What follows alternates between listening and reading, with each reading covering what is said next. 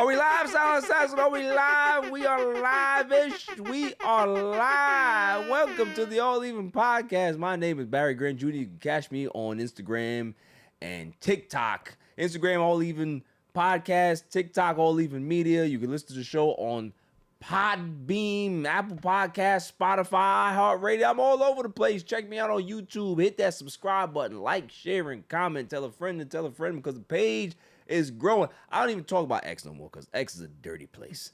All right, I rarely say things on X because it's terrible. It's a terrible place to be. I don't know why people like it. I get my sports elsewhere. You know, it's just, I don't like it. Gronk's an idiot. What was Gronk? Gronk's an idiot. And a racist. I don't want to deal with that. You know? So, well, yeah, you know, I'm having a blast. What episode is this, Silent Assassin? It's 252. 252, my goodness. Who the hell would have thought that I'd be speaking this long? I thought my show would have been gone already. Like, I had a plan for like 100, right? 100 episodes was good. So I was like, you know, let's do this like 100 episode video where people are congratulating me for my 100th episode. Like I did something fucking special, right? I didn't have any plans after that. I didn't decide to do a show until like, I was like, 3 weeks later, I think. It's like, yeah, maybe I should just continue this. Like, you know what it was? I thought I would be on radio before I hit 100. That somebody would pick me up. Clearly, that wasn't the case. Clearly, that wasn't the case. But it's fine. I have had fun doing the show. I love the people that are down here. Claw's not here today, but Jimmy the Super Intern is here. How you doing, sir? Very good. It's good to be back again. Yes. You look good. Thank you. Refreshed. Yes. You know, you're wearing a sweater. Yeah. It's like 1,000 degrees outside, but I understand why you're doing it because it's cold as shit in my house. You need it down here sometimes. Cold. I couldn't risk coming in and just freeze the whole time. And you know me, I'm not going to like extend an olive branch to give you anything. I'm gonna watch you suffer in silence. I'll watch you suffer in silence because I'm that way. I'm just a terrible person sometimes. Silent Assassin. Hey. Hello. Hello. How you doing? Pretty good. Yeah. I'm mad at you. I'm not gonna lie to you. Because she goes to Met games all the time, right? And posts these pictures. And don't tell me when she's going, I just see the picture. I'm just like, oh, you're at the game. Oh, yeah, it was last minute. Every time she says it, it's last minute. I get the drift now, okay? You just don't want to invite me to the damn games. No, like, it's honest. Like, I get them, like, an hour before. Because I used to work, it was like a half hour. Yeah. So after, I want to the Met game. Right. I'm going to go. So, like, SeatGeek, $5 tickets, and then I used to go. Ain't nothing wrong with that because I used to do that with the Islanders all the time. I used to work right across the street from Nassau Coliseum. So I'm like, yeah, I'm going to the Islanders game. Mm-hmm. Right after. Loved it. I missed the barn, man. It was a great place. I've never been there. Yeah. UBS is nice, but... UBS is real nice, but it's not the barn. Yeah. The barn was like one of those, like, you ever had like a first car, right? Mm-hmm. It's not the perfect, it's a terrible car, it leaks oil, you know, it shakes and rattles, but you know how to handle the car, right? Has bad bearings, but you know the car. Everybody else that can be able to drive it to come in there, oh my God, this is terrible. You need a car. No, I don't. It's my car. I love it. That's how the barn was. It's a piece of garbage, right? Leaky. It's just terrible acoustics. You know what I mean? Just didn't have great amenities. It had old 1959 amenities. We didn't care. It's our place of peace. UBS is nice, but it's too fancy. See, we're Islanders fans. We don't want fancy. We don't care about that. Like, if you get too fancy, that means, like, what you trying to say? We can't be here? Are you trying to price us out of here? I mean, we don't like that. Don't try to price us out. Don't try to get the rich white people to come in here. We want to go there, okay? So, yeah. I went off on a tangent. I don't know what the hell I was talking about. But that's how good of a mood I'm in. Lots to talk about. We have some contract extensions in the NFL. We have some movement in the NBA, feel-good stories. We have the All-Star game that just happened in baseball as well. Want to talk about a couple of things. Mets news. We're going to discuss that as well, like we always do. Irrelevant news of the week. And then the greatest segment on our planet, Dummy of the Week. Dummy. Now, Jimmy the super intern just threw a chair in here before we press record. What is the story, sir? Because you didn't send me the video yet, but I am curious to hear the story. What the hell happened? So I sent you a link to like a news site about it. I will watch it. The body cam footage, they come up, and I feel bad because the one son is crying, so I feel bad for him because and he's talking about, and his dad comes out, his stepdad, and they're saying his brother, so the other son, his brother, and their mom were getting it on. What? In the living room while he was napping, the kid, the other son, the brother, and he woke up. And he calls the cops, and then it's just the cops are trying to deal with this ridiculous situation that obviously takes place in Arkansas. Oh, why am I not surprised? Yeah, I don't know. There's probably not many. Maybe Alabama.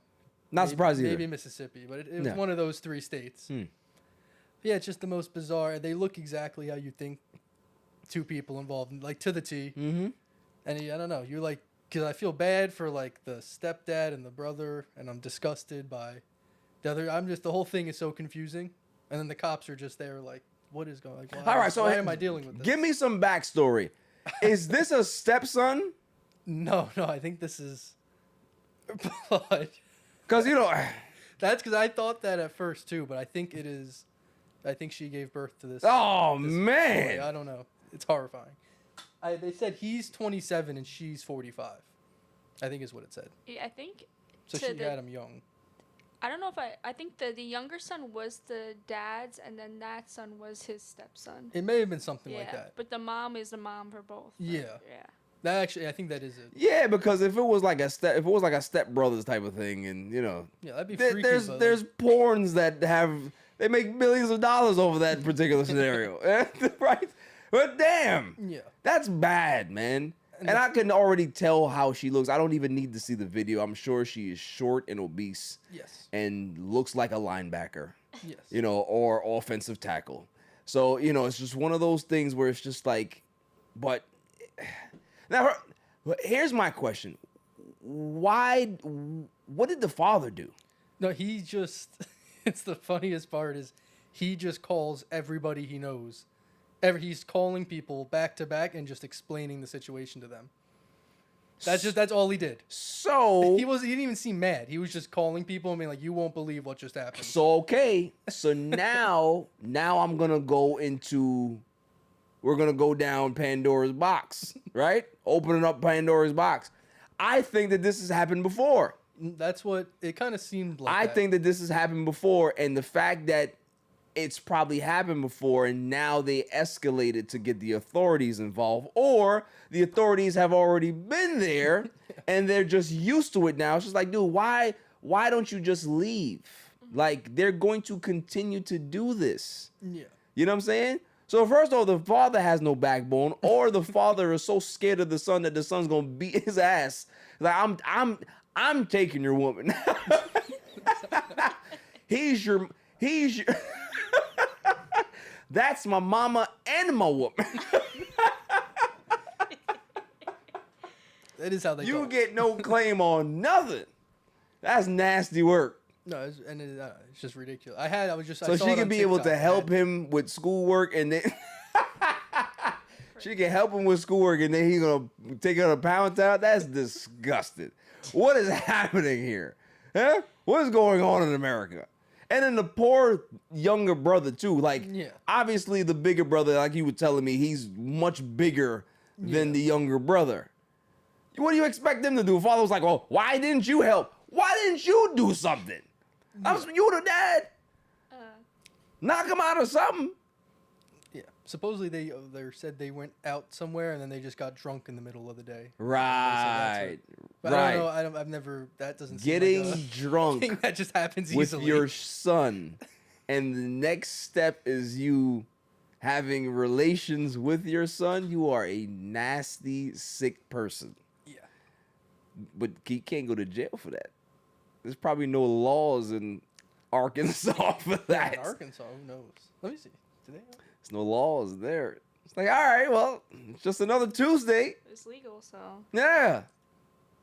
it's gross.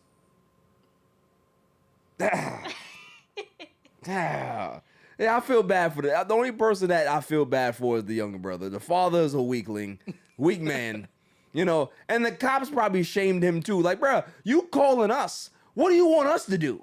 Mm-hmm. You want us to knock him over the head with a billy club? What are you doing? Mm-hmm.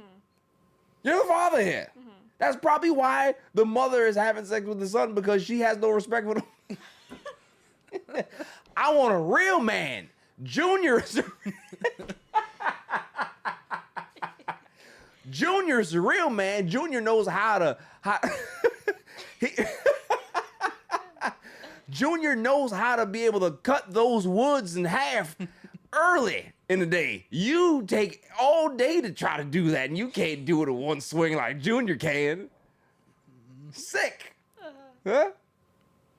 That's probably exactly what we're doing. Junior, how much money you got on your Medicaid? Huh? Oh, my goodness. And we can go shopping. Yeah, your dad, he only gets half of that. She feels like she's moving up. She got the stallion. Disgusting. We're going to move on because I can continue to make jokes about this and it's going to make people very uncomfortable. I don't care. Moving on. Everybody else is talking about it, so why shouldn't we? Epstein files. What's going on here? Huh? Trump is a grifter. He's lying. And look what he came out and said, though. He said that, all right, you got me. Okay. I'm going to have Pam Bondi. That's not like Trump. I'm going to have Pam Bondi release the records so that we can know that it's the Democrats that did this. It's Biden. It's Obama. It's crooked Hillary. That's pretty good. That's what he's gonna do. And people who are the conspiracy theorists, they're gonna buy this hook, line, and sinker. That's all it is. And he's gonna go out there and say that, but just trust me, whatever it is, fake news. It's all fake. It's AI generated. We know what's gonna happen. He's going to deny everything. Plausible deniability is what we always call these things, right? We all know what Epstein said about Trump. Yeah, that's my best friend. We good. We all know. We seen the pictures. He doesn't necessarily, and we talked about this, he doesn't necessarily have to be like privy to all the nonsense that Epstein was doing. You can be friends with somebody who's a serial killer. You have no idea, right? He never tried to kill you. You have no inkling, right? We don't know. But he's a billionaire. This guy got money. I'm leaning that way that you knew. That's all I'm saying. Yeah. There's some reports out there that then the Wall Street Journal found a letter that he sent to Jeffrey Epstein on his birthday. I think it was 50th birthday. It was Is it like the conversation between them? Like it's like a fake conversation? I don't think it's a conversation. I think it was more like a letter. And he was... It's like a silhouette of a naked woman. And he initials, you know how he signs his name on the woman's private part. So it looks like hair, but it's his initial, and he's talking about certain things in the letter. Now he wants to sue the Washington. He wants to sue the Washington Journal over that. So it's just like, oh yeah, wait. Do you want me to? There was like a part. Listen to this. Yeah, I'd love to hear it. So he wrote this as an imaginary conversation. I see. It says voiceover. There must be more to life than having everything. And it says Donald. Yes, there is, but I won't tell you what it is. Jeffrey, nor will I, since I also know what it is. Donald, we do have certain things in common, Jeffrey. Jeffrey, yes, we do, come to think of it. Donald, enigmas never age. Have you noticed that? Jeffrey, as a matter of fact, it was clear to me the last time I saw you. Which is like, this all seems very cryptic and weird, and they're talking about young and like things we like. It all seems like, I don't know. Listen, cue the conspiracy theorists. But that was the part of the birthday letter. There you go. I guess there was also whatever that on it. So for you to then say in one other breath, Never knew. We weren't that close. Come on. Yeah. Stop. Right in the Stop the middle. madness. Okay? And leave Crooked Hillary out. She has nothing to do with it. Okay? We want the files. You need to give it to us because everybody's invested now. Before, it was just the conspiracy theorists on your side. Democrats didn't care. But now you want to put it out there. Okay, cool. Let's see it.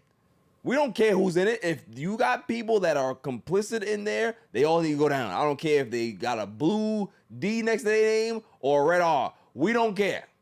We don't care. But just make sure your name's not on that list, because that's all I'm saying. Moving on. What are we going to discuss first? A block. What do I think is A block? It damn sure ain't. Maybe it is football. Oh, God. All right, that's disgusting. TJ Watt, the great defensive linebacker for the Pittsburgh Steelers, signs a major, blockbuster, impressive, expensive extension with the Pittsburgh Steelers to stay there for the next 3 years. 3 years, $123 million extension. That works out to $41 million a year.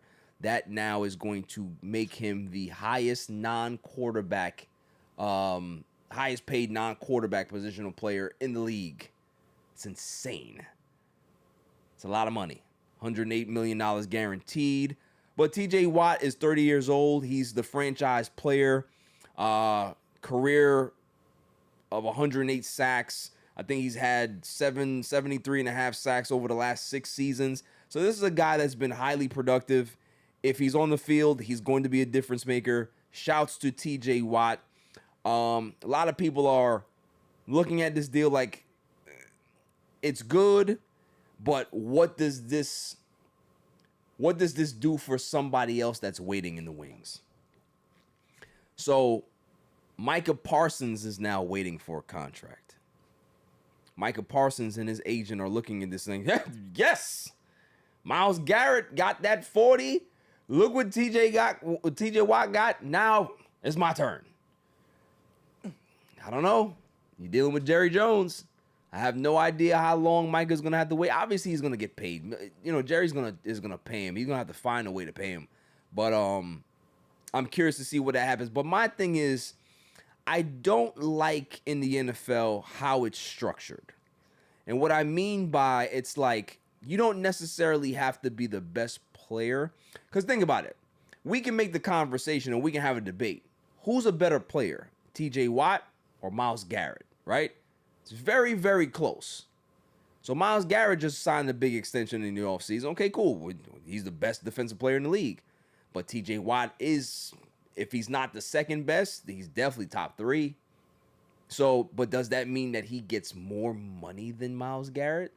That's what I don't understand about the NFL is that it's next up. It's not about you being the best. It's about you being next up to receive a contract. So it just the ladder just continues to move upward. Doesn't matter if you're the best at the position. Now Micah Parsons is good, but he's not better than those two. Yeah, he's gonna get paid more. So how does that? I just don't understand where the bubble is and when the bubble is gonna burst to be able to have that come back down at some point. Because these contracts are getting really, really crazy, and I can't see a guy like Micah Parsons when you compare his game, his stats, and his impact on his franchise compared to those other two guys, he doesn't measure up. Yes, he's a younger player, and yes, he's good, but he's not them.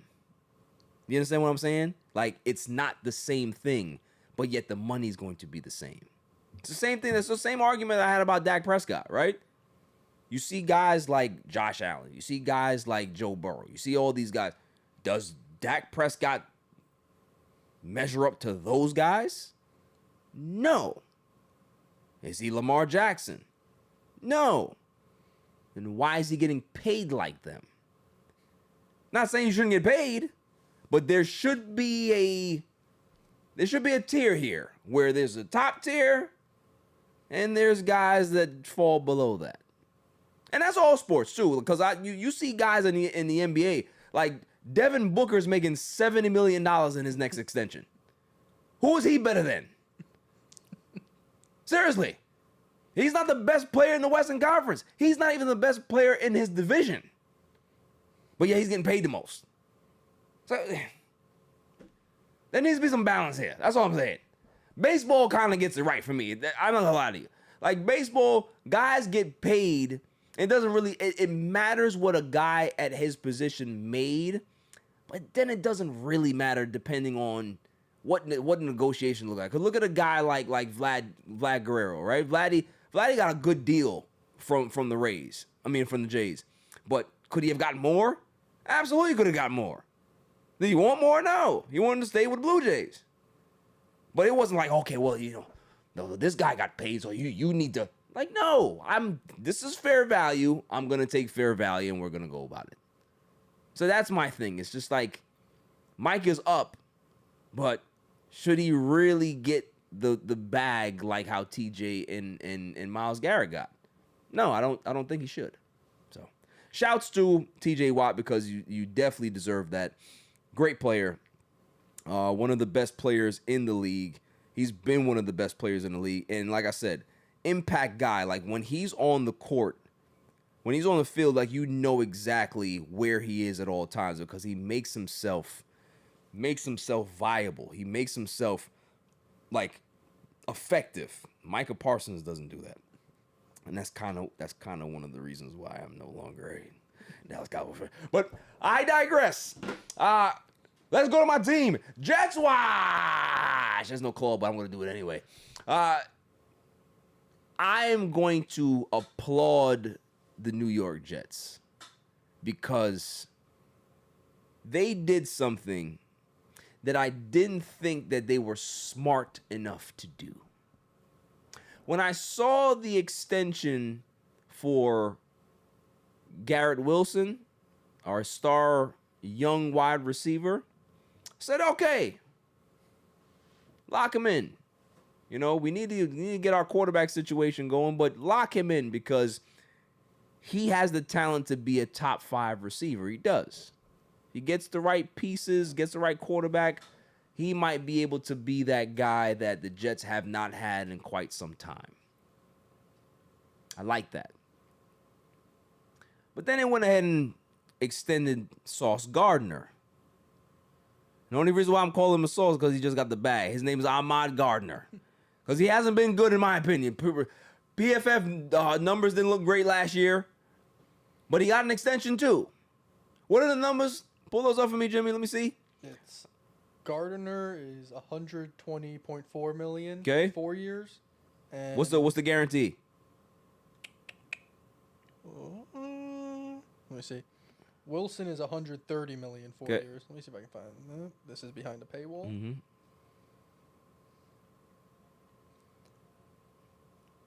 I think they both got a decent chunk guarantee money. It doesn't matter. You'd think it'd be easy to find. Check ESPN. So I'll keep looking. the part that got me on the other side of this when I was talking about Ahmad Gardner, I was like, oh man, sign up for too much, man. Too much money. I don't think he's worth that. What they did was, these contracts are not kicking in for like another 2 seasons, which is very smart. So they're going to have their 5th-year options play out. And then they're going to be able to have the extensions kick in. That is smart money. Because you can be able to keep your costs down for at least the next couple of seasons to continue to add to the team. And then obviously you're factoring in the cap increase that can be able to offset those contracts that you're going to have for your 2 young players. Bravo! Bravo, Jets! I'm not gonna lie to you. Look, normally I can kick they back in, right? Can't stand them. Hate the way they do business. Hate that iron stadium that looks like garbage. I'm going to be there for SummerSlam, but I don't care. We hate it. It's the worst stadium in football. It really is. The amenities suck. The parking sucks. How to get out of there sucks. You know what it feels like getting out of MetLife Stadium? It feels like you're in Staten Island. There's one way to get in, one way to get out. It's crap. Yeah, I was there a month ago. I was like, It's lost horrible. 800 times. That It's place. a nightmare. It's horrible. It is. It's the worst arena in football. It really is. But with that being said, this is smart allocation of funds. This is smart use of your luxury tax or your salary cap. This is really, really good. This can set them up. Now, granted, they're not going to be good this year. They're not going to be good this year. But that's okay, because if you can be able to create building blocks this year, say the Jets win anywhere between 6 and 7 games this season, you can be able to add, with draft picks, with free agent signings, all of these things, and still have some leeway until those contracts before those contracts kick in, and you can be able to make some damage. This is good. This is good. I am very optimistic about what the Jets have done. This new GM, I don't like his face, but he has a punchable face. He does. But he's making some good deals right now. He is. So shouts to the Jets. What else can I say? What else can I say? I'm curious to see if a Breece Hall deal is going to be in the works. I've heard rumors that they've been trying to trade him for a while. I know the Cowboys have been very interested in Breece Hall. If there's a deal on the table for them to make for Breece Hall, make it. But if there's a trade out there too that you can be able to get him off your books and be able to get some draft compensation, and do that too. Like whatever comes first, whatever makes sense, do that. You know what I mean? We don't want no Ezekiel Elliott style contract that's going to hinder the team going forward because Jerry's an idiot. Right? So I don't want none of those. Save the money so we can get ourselves a real damn quarterback and get Josh Fields the hell out of town. Right? And I'm saying that now. And if the kid goes ahead and balls out, I can be able to sit here and apologize. I will. You know how I am. I'll play like Trump and say, I never said that. I never said that Justin Fields was bad. What are you talking about? Oh, you call him Josh. No, I didn't. I can do that because plausible deniability is what our president tells us that we should all have. So when in Rome, I will do that same thing. But yeah, shouts to the Jets for pulling their stuff together and actually looking like a competent front office, because they haven't looked like that in a long time.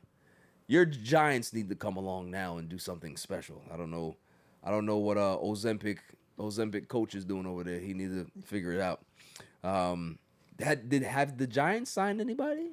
Has there been any? So no. I haven't seen. No extensions. Anything. I don't believe so. But I don't think anyone was really due, because didn't they just extend the wide receiver? Who? Who was it? Slayton. Oh, Darius Slayton. Yeah. Okay. That was a He's while not ago, bad. though. He's Yeah, a good that player. was before the draft. Yeah, he's a good player. Yeah, but I a think good player. that was it. Okay. You guys gotta get on the ball. Yeah. I think you and the Giants and the Cowboys are gonna be neck and neck for who finishes last in the division. I think the Giants have a chance. If things break right, they can be all right. Cowboys are gonna be shit. It's gonna be definitely an interesting season. Yeah. Having the quarterback, Mr. Unlimited. Yeah. He said, "I feel like I'm 25." Sure you do, Russ. Sure you do. I'm not even gonna comment on that. Whatever he says is, yeah. Feel how you want to feel, sir. Doesn't matter, because just make sure you don't play bad here. Mm-hmm. It's one thing to play bad in Denver. It's one thing to play bad in Pittsburgh, which he didn't. He played very well last year. Don't F the bed or S the bed in New York. Mm-hmm. You don't want to do that. You don't want to do that, because all that Christian stuff that he be talking, all that the high road, you want to take that, not here. You go to some restaurant, you want to take the high road, they'll poison your food. What you did? You cost us a game against the Commanders. Now you gotta go. You got to go. You got to go. Oh, that's something that happened. Von Miller signs with the Commanders. That's big. You know, veteran defensive end, linebacker / guy, veteran guy that can be able to help that team. Commanders gonna be good. Yeah. Commanders gonna be real good. And again, I'm not shocked because Magic Johnson puts his hands on anything, it turns to gold.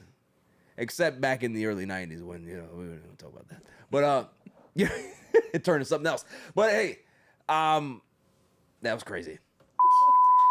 Sorry, Magic. But yeah, it's just, you know, it's fine.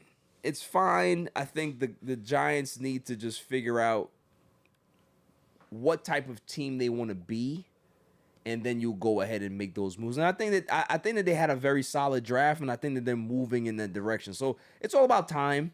You know, Jackson Dar's over here throwing passes off a dock to a boat. That was impressive. That was impressive. I saw that. I didn't see that. Yeah, it was good. Only thing I didn't like the mullet. I don't like the mullet. Very degenerative of him. Mullets. We don't do that in New York. No. You know? That's a very mullet name, though. Yeah. Jackson Dart is a very mullet name. Yeah. You expected it. Yeah. You know? So I hope that he lives up to the hype because obviously he's not going to play this year. I think that's a good thing. I think it's, you know, give him time. If Wilson plays well, then you give Dart the year to sit. If he doesn't play well, then you give Dart a chance to be able to take that job, you know, week 6, week 7, week 8, and start to see what he can be able to do in this first year. So I always like the fact that quarterbacks need to sit. No matter how or what the circumstances are, I just believe that they need to sit. Did you hear about the back and forth between Bill Belichick and Robert Kraft? No. So I wouldn't call it a beef. I would call it a point of view perspective on how the relationship came about. Right? Like if you ask somebody, if you're with your significant other and they say, hey, you know, how did you guys meet? 9 times out of 10, the man is going to look to the woman and say, go ahead, take it over, right? And she's like, well, this is how it went. And man will just sit there and be like, yeah, it's good. Yeah, that happened. Yes. But let you have that same conversation with those same 2 people at separate times. Now we have separate perspectives on how that actual relationship started. It's the same thing with Bill Belichick and Robert Kraft. Robert Kraft said that Bill Belichick was a risk to be able to hire him out the gate because he wasn't super successful in the NFL as a head coach. That's true, right? So I think Bill Belichick heard that, and Bill Belichick answered with, well, there was also a risk on my side going to the Patriots too, because who the F were the Patriots at that point? And both guys are correct. So this is why I lean a lot more to Bill Belichick's side of the argument. I'm going to go ahead and pull a stat here if I can find it. Let's see where it is. I pulled it up before. Maybe I lost it. See if I can find it.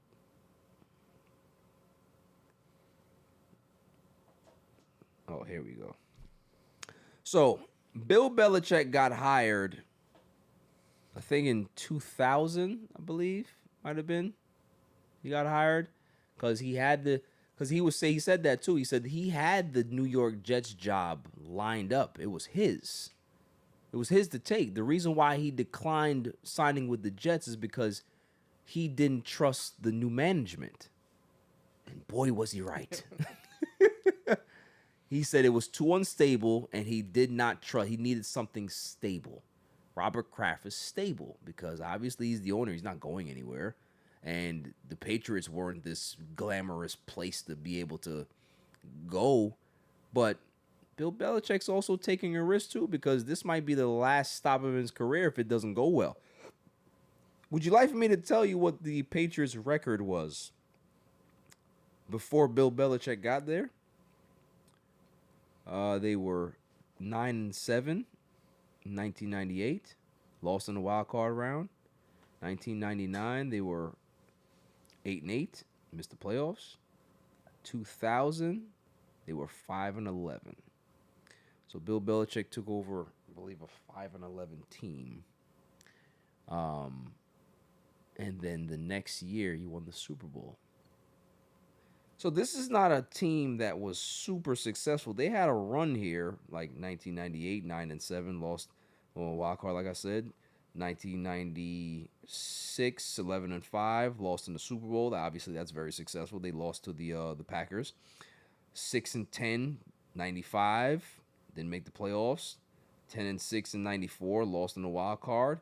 And then from 93 all the way going back to 89, they averaged about 4 wins a season. So we're not talking about a successful franchise. We're not talking about a historical franchise that has all of these accolades and stuff. This is a franchise that had some pockets of success.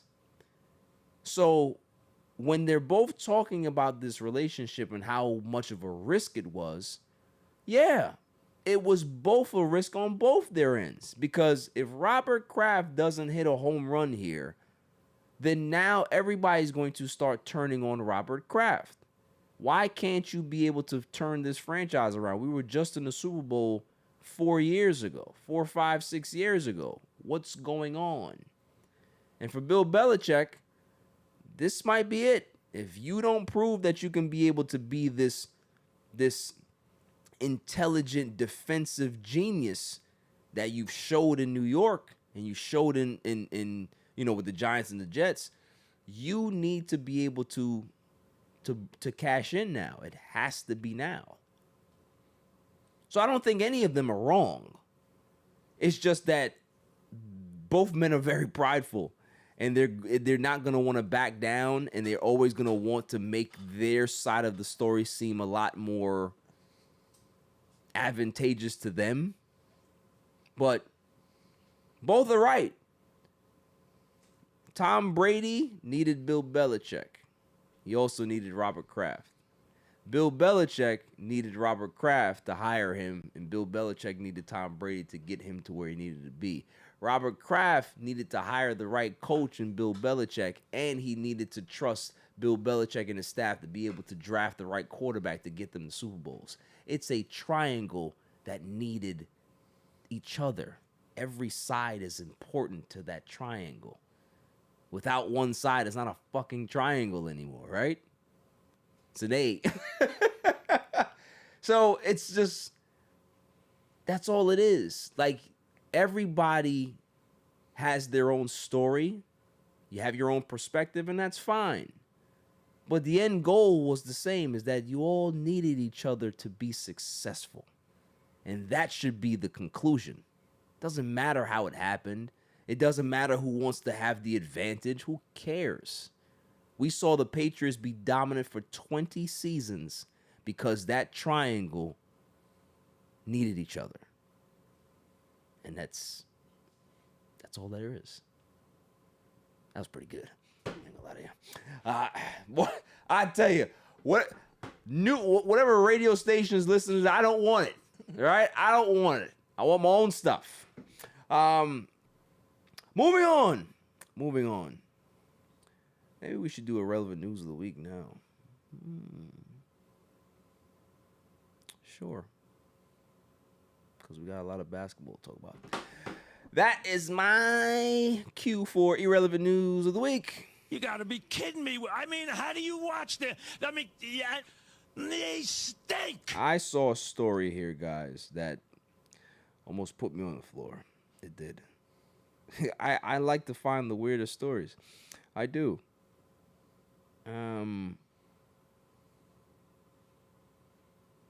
Oh, here we go.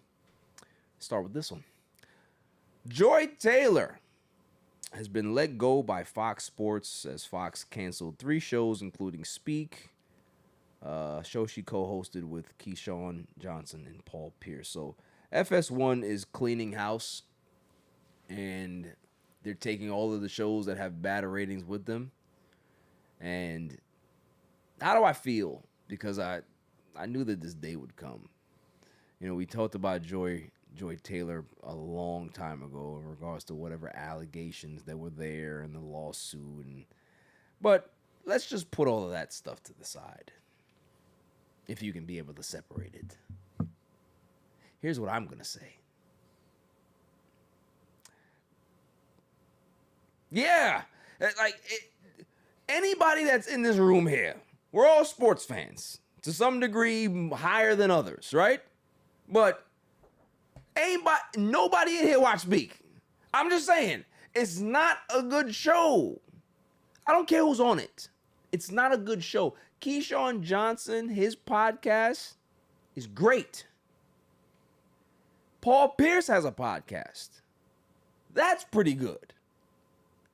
That show, with all of them as a hodgepodge, was garbage. And that's just the way it is. Sometimes the mix of characters just doesn't work for a telecast, and it's okay. Gotta find something that works. I think Joy Taylor, she's good at what she does, right?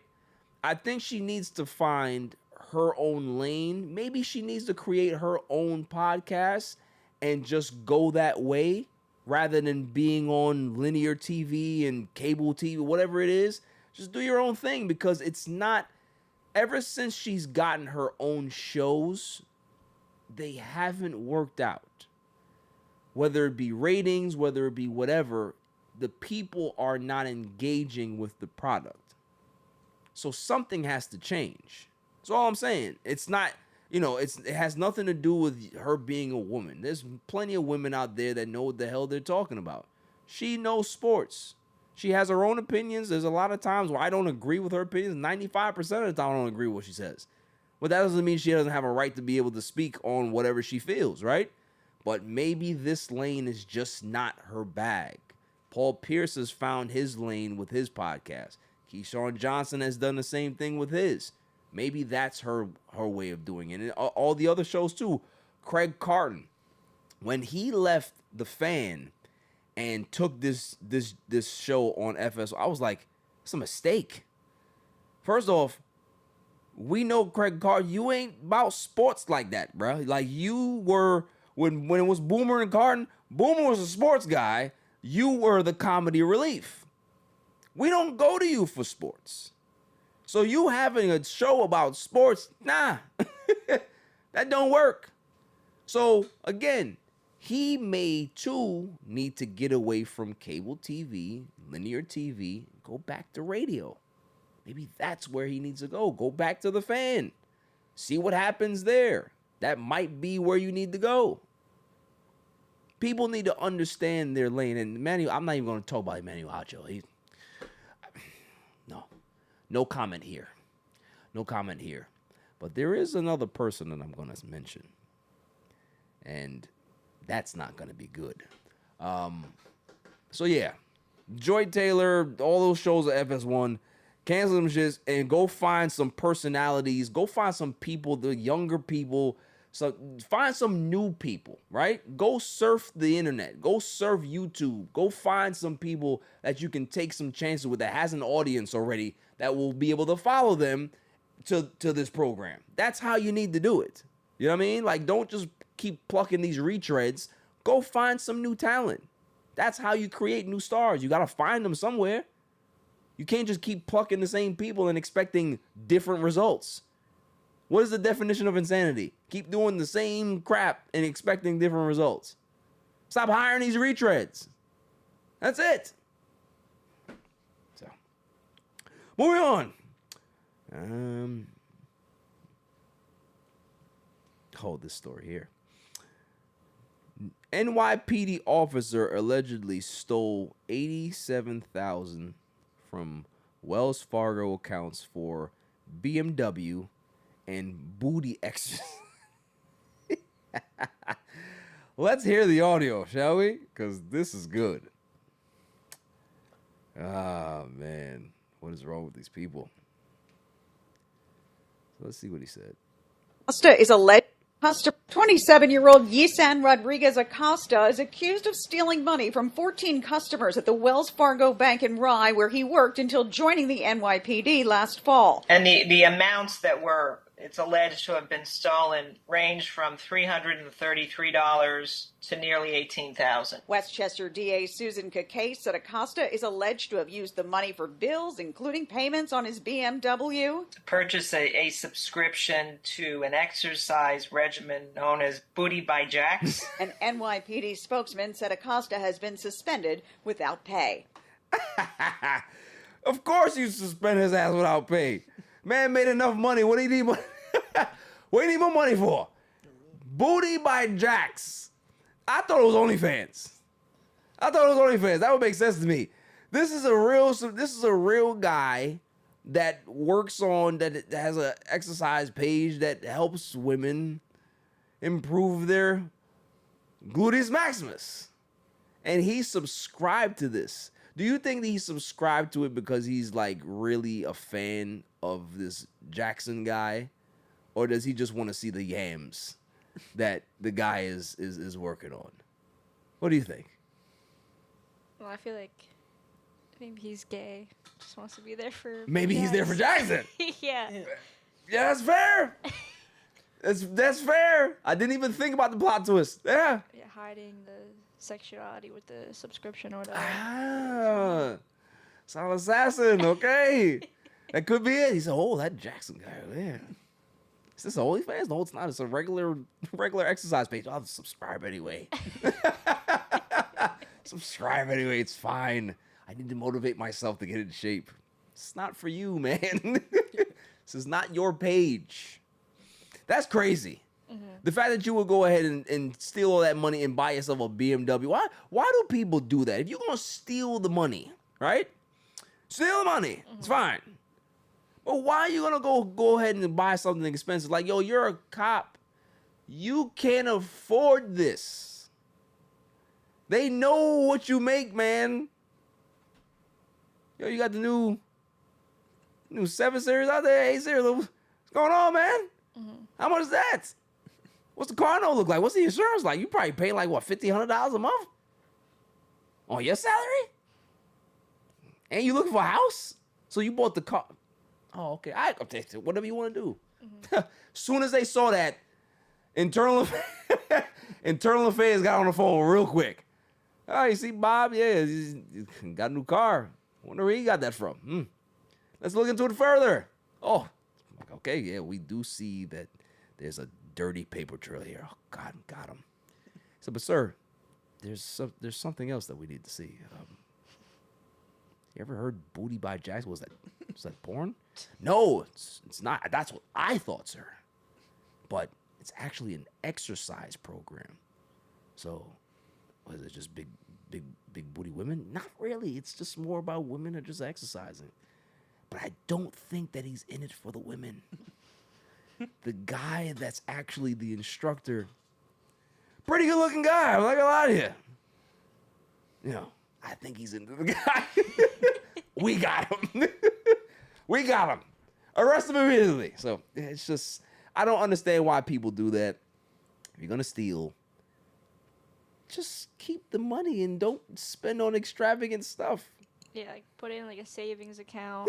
Yeah. Use it up, or even like if you need the money, like buy groceries or whatever, you need something extra, but don't go out lavish and drop $80,000 on a car. Yeah. Whatever it is, you know what I mean? So like if I'm gonna elbow some old ladies in the face, I'm not gonna go out there and go buy me a Hummer, or a hybrid Hummer. I'm not doing that. Uh-huh. I gotta hide the money. Uh-huh. Yeah. You gotta be smart. It seems simple enough. It seems simple enough. Listen, if you wanna do things lavishly, here's my advice. If you wanna go out there and spend big money on fancy cars, then go get yourself an old woman that has a lot of money that you can be able to just run the bill up. That's how you do it. You steal it in plain sight. Steal the money in plain sight. They're fine with it. Scam the old people. That's it. Yeah. Scam them the right way, though. I'm not talking about like the people over there in India and Nigeria. We don't do that type of scamming. No. You just tell them, hey, I love you. Let's make life. And then you just drive all the Rolls Royces. That's what you do, right? It's the American way. You embezzling, stealing money from Wells Fargo. You stealing money from poor people. Don't do that.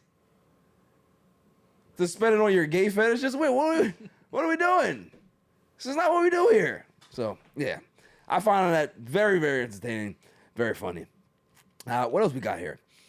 I don't have much, but you know what I will talk about. Did you guys see the trailer for Stranger Things? Yeah. Oh. Watched it yesterday. Yeah. Oh. I heard people talking. Oh. I didn't see. Listen, I almost cried during the trailer because first off, there's nothing to cry about, right? But it's just the fact that this is it. This is the end. We don't know what's gonna happen. We don't know if Eleven's gonna die. We don't know. We have no idea. Well, I do know that Vecna, he coming for blood. We know that. I don't know if he broke through the plane, if he's in. We don't know. But there's a lot of different like little things there because what's the redhead girl name that's in the hospital? Max. Yeah. Max, she's already tied to Vecna. We know that, right? And the other kid, what's his name? Will. Will. Remember when Will was the first one to go out there upside down? Remember? Vecna pulled him down there, so he has a connection. We gonna find that out very soon. He's touching the back of his neck. Yeah, I'm telling you, it had me weak. I said, what's going on? But here's the part that got me upset, right? You drop this trailer now, and then you gonna tell me that we gotta wait until October? Yeah. Come on. It's a long wait, and then I think it comes back in November, and then the finale on New Year's. So Yeah. there's like a bunch of breaks. But to they finish did it. say that I think it's not many episodes. I think it's like 6 episodes. But every episode is a movie. It's like 2 hours. It's like Game of Thrones. Yeah. Last season situation. Yeah. So I got my tissue ready because I am going to be crying.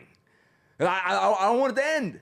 Yeah. I don't want it to end. But they old as hell now. Like you can see it. Mike looks crazy, right? His Adam's apple is way out here. We don't like that. You're not children anymore. We don't like it. We don't like it. So it has to end. It's like because the show came out. I was still in high school. Yeah. It's been almost 10 years. I think Yeah, it's been a long time, 2016, man. It's I been a think it came out, long time. Which is, well, obviously the whole COVID took a break. The whole writer strike took a Yeah. break. So there was obviously some hiccups in Delay. there. But Yeah. it's going to be, I saw like some rumors and speculations after the trailer came out. And people were like, oh, like when Lucas goes to grab Max's hand, you see like her finger move a little bit. So she's still like, She's still aware, in there. like she's there. Yeah. You know, and then all the monsters are out. Yo, you think Max is finally gonna do the swirl this season? You just say, all right, I love this little black kid here. Come here, dog. Cause we see it. It's close. Don't tease the man no more. Yeah. He's there at your bedside every day. Come on now. Come on. He's carrying her when she Yeah. passed out those were, I'd never seen those monsters on the fridge. They had like tails. Yeah. Those are new, right? Yeah, those are new. Yeah, so those were calling around. He's got her. Right, in got his her arms. there, trying to Yeah. keep her quiet while she's unconscious. Come on now. When you wake up, yams. You better make sure. Don't even say nothing, right? Just give it up. Smooth. Yeah, I think it's gonna be great. I think it's gonna be a proper send off to the show. First off, if you have time to catch up, I think somebody had posted, if you start now and watch an episode a day, you will be caught up by the time October comes. If you start from from the first season. Yeah, I definitely gotta rewatch it, especially Yeah. the second season. Yeah. I wasn't really into it while watching, so Mhm. there's a lot like I forgot because I didn't like the whole storyline where like her, those people that were also had like powers like came into it and it's like, oh, like I'm your cousin or whatever she said. Like I didn't like that whole situation, so like I was kind of, that's my least favorite season is season 2. Yeah. So I gotta go rewatch that. Yeah. Definitely. So You know, every good TV series has, I call them fodder seasons. Like, you know, you have to get through the mess and the noise to be able to get through the real nooks and crannies of the story. Because listen, they're trying to create character, you know, the character arc, right? So they're trying to give you as much backstory as possible. They're trying to give you different branches of that particular journeys to kind of throw you off and not make you know what's really happening at real time, right? So I don't mind it as much. I get what you're saying because you know it's a drag to get through. yeah. But it's all a part of the story, man. The last season was the best. Yeah. Yeah, definitely. that was great. That was great because from the time that I seen that crazy looking helper, I said it's him. He's Vecna. This one right here, Just right? mad, weird. He just for looked no strange. reason. Yeah, just look weird. And the fact that the doctor ain't want no parts of him, that's all right. Something wrong with him. Something wrong with him here. Yeah. You know what I mean? Yeah. I definitely want to go back to like to see all the little hints and drops throughout Oh, the yeah. seasons because there was like a bunch of the A lot. clocks also too like going throughout the season, just clock chimes and everything. Right. So, but yeah, I gotta rewatch it when I have Yeah. time. But Jimmy, are you caught up? No, I've only seen like the first 2 seasons. You better get caught up, boy. Yeah, I rewatched the Listen, first season yeah. last fall. You have I just to watched season 1, once though. you get through season 2, it's all great from Yeah, there. because I watched like when it was coming out, I think. Yeah. And then season 3 came out, and I just kind of was like, oh, Yeah. I just forgot Kind of about fell off. I mean, there's so many things to watch nowadays that it's very hard to like stay on top of stuff. You know what I'm Yeah. saying? But this one No, you I gotta gotta watch, go rewatch it and all. I have to watch. I gotta watch Squid Game. I didn't finish that yet. I don't like the face. Silas hasn't made a face. I don't like it. I don't like it, but I gotta see it. I'm gonna watch it first, and then we can have a discussion. okay. Yeah. Moving on. What else we got? You know what I'm hearing? I'm not hearing great reviews on the new Superman. I have not heard good reviews. I don't like it. I saw people saying it was good. See, that I'm one of those people that's like, I don't care what you say. I am going to watch it regardless. Because I've watched movies that people say that this is the worst movie I've ever seen, and it's one of my favorites. Like, we all have different likes in movies. You know what I mean? Like they have a Power Ranger movie that came out in 2017 that just hit Netflix. And I remember watching that movie in the movie theater. And I was just like, whatever. I rewatched it and I was like, yo, it ain't bad. It's actually better now than when I watched it 8 years ago. So the movies are like that. Like, you know, it depends on the mood that you're in. It depends on how you viewed the movie at that time. It depends on if you was even paying attention. I mean, some movies you don't really pay attention, you miss things. And you're like, it was all right. Then you watch the game, like, oh, I missed that. Oh, missed it. It's like Sinners. That movie's great. Actually, I just rewatched that the other day. I wanted to watch it with my family. It's even better. My brother didn't like it at all. No? No, he was. I actually rewatching it.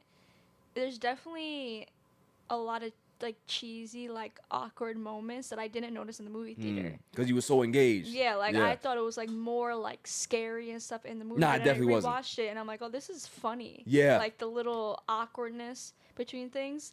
But he's like, I didn't like mess with it at all. But I don't think he just doesn't really like that type of Not his type of movie, yeah. Yeah. Yeah. So, but rewatching it, like I was like laughing a lot, which it shouldn't. It's not Yeah. a funny movie. But you know what it is? Yeah. It's I said it from when I watched it. It reminds me of From Dusk Till Dawn. Yeah.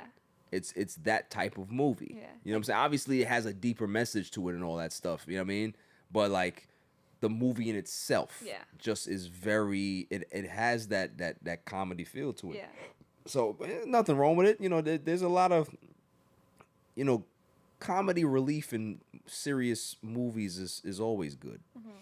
I was gonna say something. I was gonna talk about something else that I would watch. Oh, last thing before we close this out. The last Final Destination that they made. I think it's called Final Destination Bloodlines. Yeah.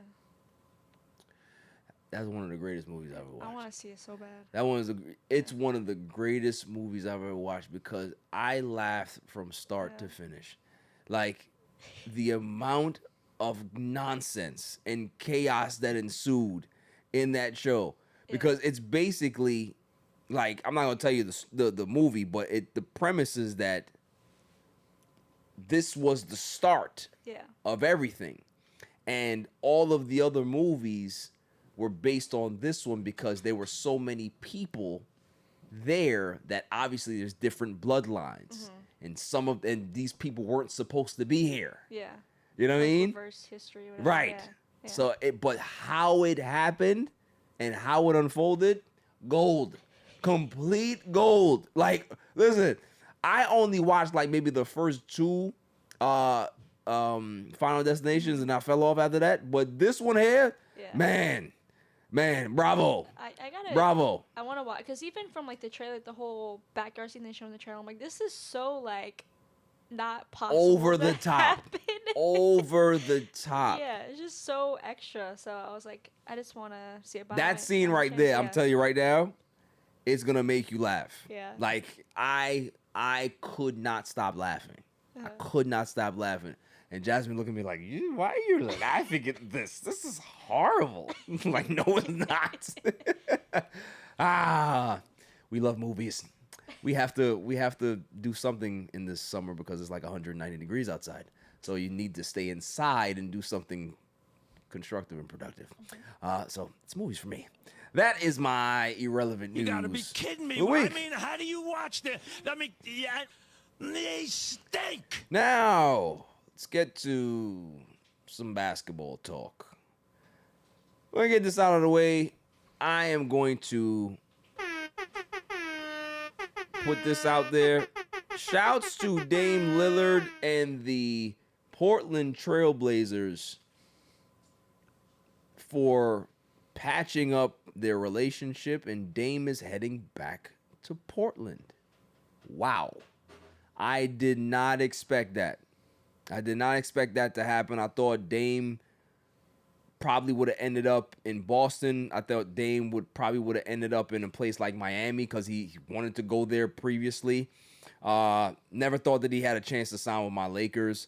Maybe he would have thought about going to the Spurs. Maybe there's plenty of places, Golden State, you know.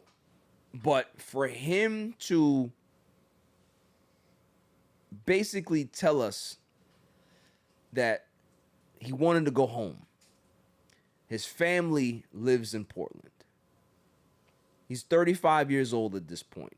He's going to be 36 by the time he gets back to playing basketball after the torn Achilles, right? He has to rehab for the entire year. And for him to be able to get a deal done with the Blazers is a 3-year deal worth, I believe, is $42 million. If you can be able to look that up for me, Jimmy, get the numbers for me.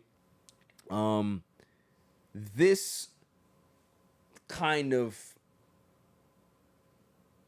puts a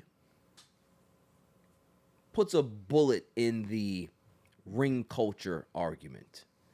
Like,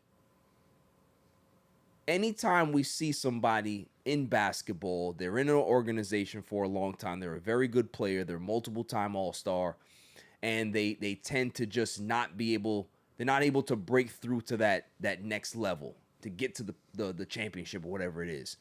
The next reaction that we all have, and I'm guilty of doing this as well, they gotta leave. Oh, they gotta leave. They gotta go somewhere else. They're wasting their time here. They gotta go somewhere else to be able to compete. The organization will understand. They'll appreciate it. They'll facilitate where you want to go, but you gotta leave. Why? We just seen how a player got sucked into the ring culture pressure and told his organization a few years ago, yeah, maybe it's time for us to be able to facilitate a trade and have me go somewhere else. He goes to Milwaukee, and he wasn't bad in Milwaukee, but did they live up to the expectation between him and Giannis in Milwaukee? No, they didn't. Plus, they hired the dumbest coach in the NBA, and that didn't help matters, right? But this is proof that the grass isn't always greener.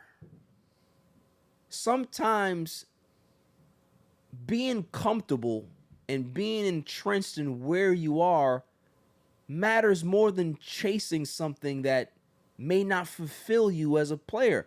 Everybody says that, yo, if you're not aiming to win a championship, then you should not be playing sports. There's truth to that, right? But there's also truth in being able to be comfortable where you are, where you want to be, and where you're going to be the most happy. You can go out there and go win 7 championships. What if you're not happy doing that? You won a title, but is that enough for you to be able to be happy? We saw Kevin Durant leave Oklahoma City, go to Golden State, win back-to-back championships, win back-to-back finals MVPs, and say, is this it? Is this it? I still crave more than this. He went to Brooklyn. And he said that he had some of the most fun he's ever had playing in the NBA in Brooklyn. Outside of 1 year, Brooklyn wasn't a serious championship contender. So what are we really saying, right? We're saying that a guy as great as Kevin Durant is and as great as Dame Lillard is, they're stating to us that being comfortable and having a peace of mind and being in an organization that you want to be in matters. And if we win a championship and I do it here, it matters a lot more than me going somewhere else poaching a championship. And if we don't win a championship, hey, but guess what you cannot sully? Guess what you cannot poo-poo? Guess what you cannot look down on? The journey that we took to get here. That's what a lot of people, including myself, sitting here, takes for granted. Sometimes you see a season and a team will win 65 games. Get to the NBA Finals, they'll get to the World Series, whatever it is. They'll get to their last final destination of the championship and they don't win. And we criticize them for losing. Criticize the players for not showing up. But what about the journey that team went on that season? What about the fan base of how good they felt? The ebbs and flows of that season, how it materialized. And you put these seasons together. You put 5, 6, 7, 8, 9, 10 seasons like that together. And it paints a story of a team that was at the precipice of winning a championship and got close but couldn't cash it in. But does that mean that team was a failure? No. Hell, I can remember, and we're going to talk about this. This is a perfect segue, obviously, but not right now. But I can remember vividly most of David Wright's greatest moments as a Met. Most of those moments came in seasons that they didn't do well. I remember those. I remember these milestones. I remember these moments that he had. And I remember the journey that we went on in 06. And we lost to those godforsaken Cardinals in Game 7. Yadier Molina, I still don't forgive him. Every time I see him, I get mad. Adam Wainwright as well. He was a rookie. I couldn't take him. That cutter that he threw to Beltran was awful. I still remember it. But it's those things is what I'm saying. The journey of 06, that team with John Valentin at second base, Carlos Delgado at first, Beltran in second in our center field, David Wright holding it down at third. You had Jose. All of these things, right? These are parts of the story of David Wright. Did he win a World Series with the Mets? No. Did he get close? You're damn right he did. But he's still our guy, and we're still going to be able to put him where he belongs. And the journey of his career makes it feel a lot more special that he stayed his entire career with the Mets.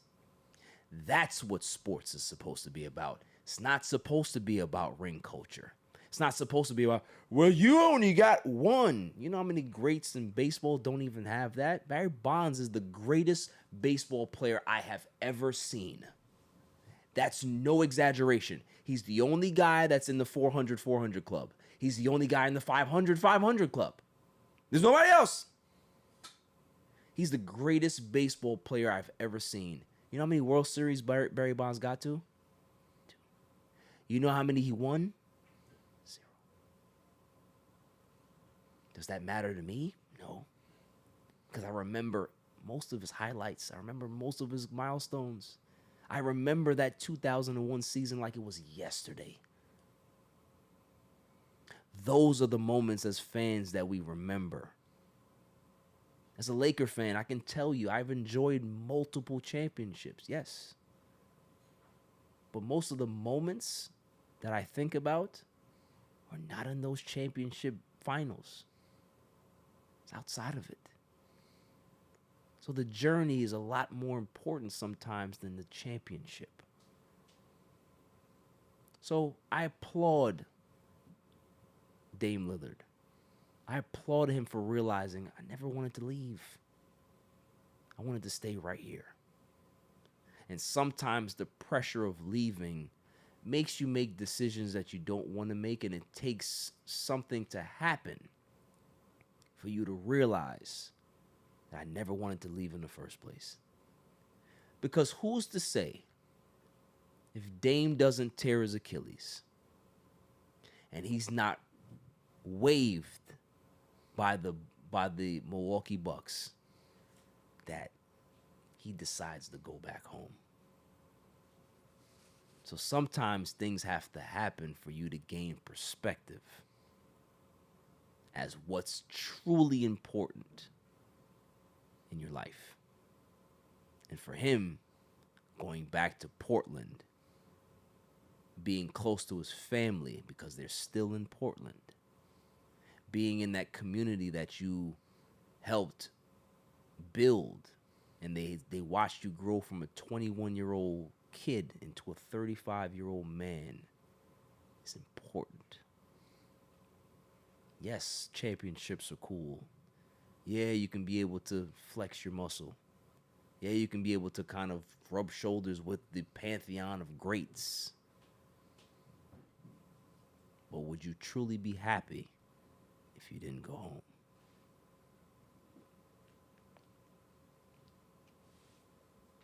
It's pretty good. So I'm saying, you know, sports is a lot more than titles. It's important. I think titles puts an exclamation point on your career, but I don't think it should define your career. I just don't. You know, people might disagree with my opinion. So what? This is my opinion, is that you have baseball players out there, and let's just think about a guy like Derek Jeter. Would Derek Jeter still be a first ballot Hall of Famer if he never had a championship? No. He's like, in your opinion, like arguably like one of like the most overrated players of all time. You think so? No, I'm just saying as a topic. Oh, like a consensus? Yeah. I don't know, but that's the thing though. I think that if you take away the championships and you just look at it from a macro level, right? 3,000 hits. Yeah. Over 300 batting average. He had 200. I think he had over 250 stolen bases. Gold Gloves. The All-Star games. Right? All of those things are still Hall of Fame worthy. Yeah. Well, even just the 3,000 hits by itself. It's automatic. Hall of Fame, yeah, because how many people have right. gotten 3,000 hits? So that, like when people say like, oh, he's overrated. It's like you're crazy. 3,000 hits. Yeah, not and well over 3,000 yeah. too. It's not just like 3,000 he's done. Yeah. Well over 3,000. Yeah. So it's like, you know, yes, the championships enhance his legend. The moments in the playoffs enhanced his legend. Mr. October, right? Like we understand those things. Mm-hmm. But if you take those away, he's still a Hall of Famer. Yeah. And that's what people have to understand, is that he told a story in his career that made you appreciate him as a player because of how he presented himself, how he was always there, how he was always available for the media and always had an answer, always propped up his teammates, never threw anybody under the bus, always took the blame. All of those things are warranted to have a Hall of Fame career. So he did what he had to do. That's what I'm saying. It's like, I think you're starting to see the era of basketball, and maybe it's the era of sports kind of change as well too. But you're looking at the maybe we're in the post LeBron era of guys saying, "Hey, we're treating this like employee to employer relationship. If I'm not happy, if I don't like the way things are going, then I'm just going to look for another job, find another place to go." Player empowerment was very powerful. Players are getting paid a lot of money now, yes, but players are getting paid a lot of money to stay where they're at. So player movement might not be as frequent anymore. You still get your trades, but in regards to free agency, I don't know if you're going to see that type of movement anymore. And is that a bad thing? Maybe it's not. Maybe it isn't. Maybe we're going back to a time where ring culture is not at the forefront, that the media can't be able to push this BS agenda and propaganda machine to be able to force players to feel this pressure of trying to win a title. It's bad enough you're an athlete. There's pressure to win, right? But you're going to make me seem less than because I never won a championship? Look at a player like Patrick Ewing with the Knicks. He played his ass off for 20 years. What's the reason why he didn't win a championship? It's not the fact that he wasn't good. It's the fact that he ran into a buzzsaw in Michael Jordan, couldn't get to the championship. And then when he did get to the championship, he went against a top 10 player of all time in Hakeem Olajuwon on the Houston Rockets. Went game 7. And if it wasn't for John Starks shooting like 3 for 19, he would have probably had a chance to win a damn championship. But he didn't have a Scottie Pippen with him. So is that his fault? That he didn't have the adequate pieces to be able to push him across the finish line? These are things you got to think about, right? When you have conversations about a player's career, there's context. You have to dissect things sometimes. Why didn't it happen? Why didn't Charles Barkley get a championship? Oh, I remember. Because back in 93 or whatever it was, he went against Michael Jordan. That's why. Michael Jordan kept everybody down. So, context matters. Ring culture, I've always said it, is BS. Ring culture has been, it's a thing that the media and people that idolize Michael Jordan created to protect his legacy. I truly believe that. They will continue to protect the ghost. Not saying that Michael Jordan's dead, but he's not playing anymore. And we need to just get away from that. We need to appreciate the athletes for who they are and what they do. And if they win championships along that journey, then great. If they don't, they're still great. Moving on. I go on that diatribe, and now I'm going to go the other way. I don't understand, and this is going to be probably the first time that you're going to hear me critical of this person. Maybe the last, but I have to tell the truth. LeBron James is one of my favorite players of all time. He's not my favorite. A lot of people might think that. He's not my favorite. The guy behind me is. Kobe Bean Bryant is my favorite. And right after him is Magic Johnson. LeBron's very close third. LeBron has been in our zeitgeist for 20 plus years. He's been a model citizen in regards to never getting in trouble, never having any scandals, any controversies like that, really. Been a great player, still playing at a high level that maybe nobody at his age will ever play like again in basketball. Maybe they will. Who knows? We haven't seen it before this. Not saying that we won't see it after. And we've always been able to talk about LeBron James as the center of whatever team he's on. Whether he's in Cleveland, he was the center. When he left and went to Miami, he was the center. When he went back to Cleveland, he was the center of attention. When he went to LA, it was LeBron's team, and then AD was the person waiting in the wings to be the next up. But LeBron was always the focal point. What is the difference in all of those stops? And even right here in LA, or not in LA, in New York, but we're talking about the Lakers. Right with the Lakers, that's different now. LeBron James is no longer the center of attention for his own team.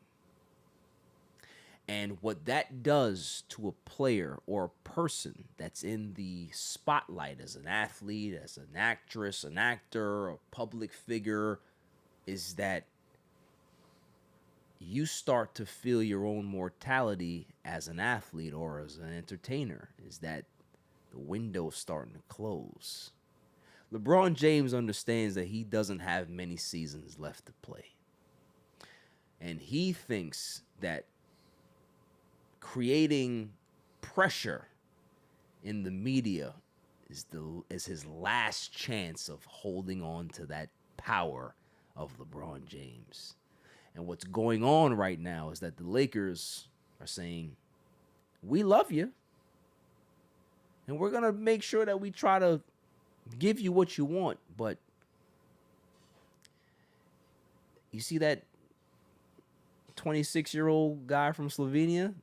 That's our focus right now. And I think for the first time in LeBron's career, he's feeling it like, wow, I can really not be here and things will just move like normal. That's tough to deal with. That's a tough reality to live in when you wake up one day and you're just not that important anymore.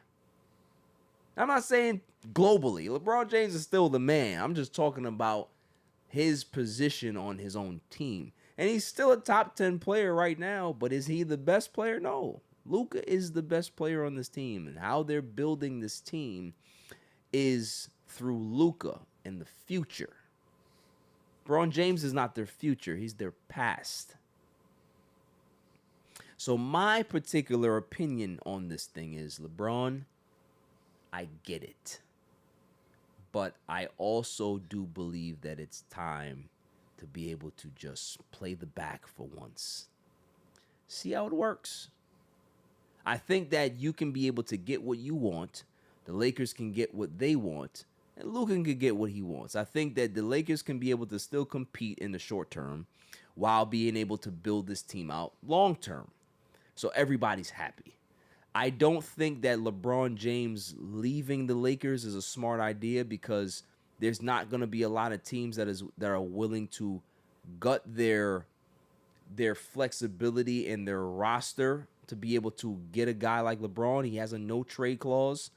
And what that means is that even if the Lakers wanted to trade him to wherever, if he doesn't like what the deal looks like saying, oh, well, I wanted to play with that guy, so no, I don't want him in the deal, then it's going to complicate things.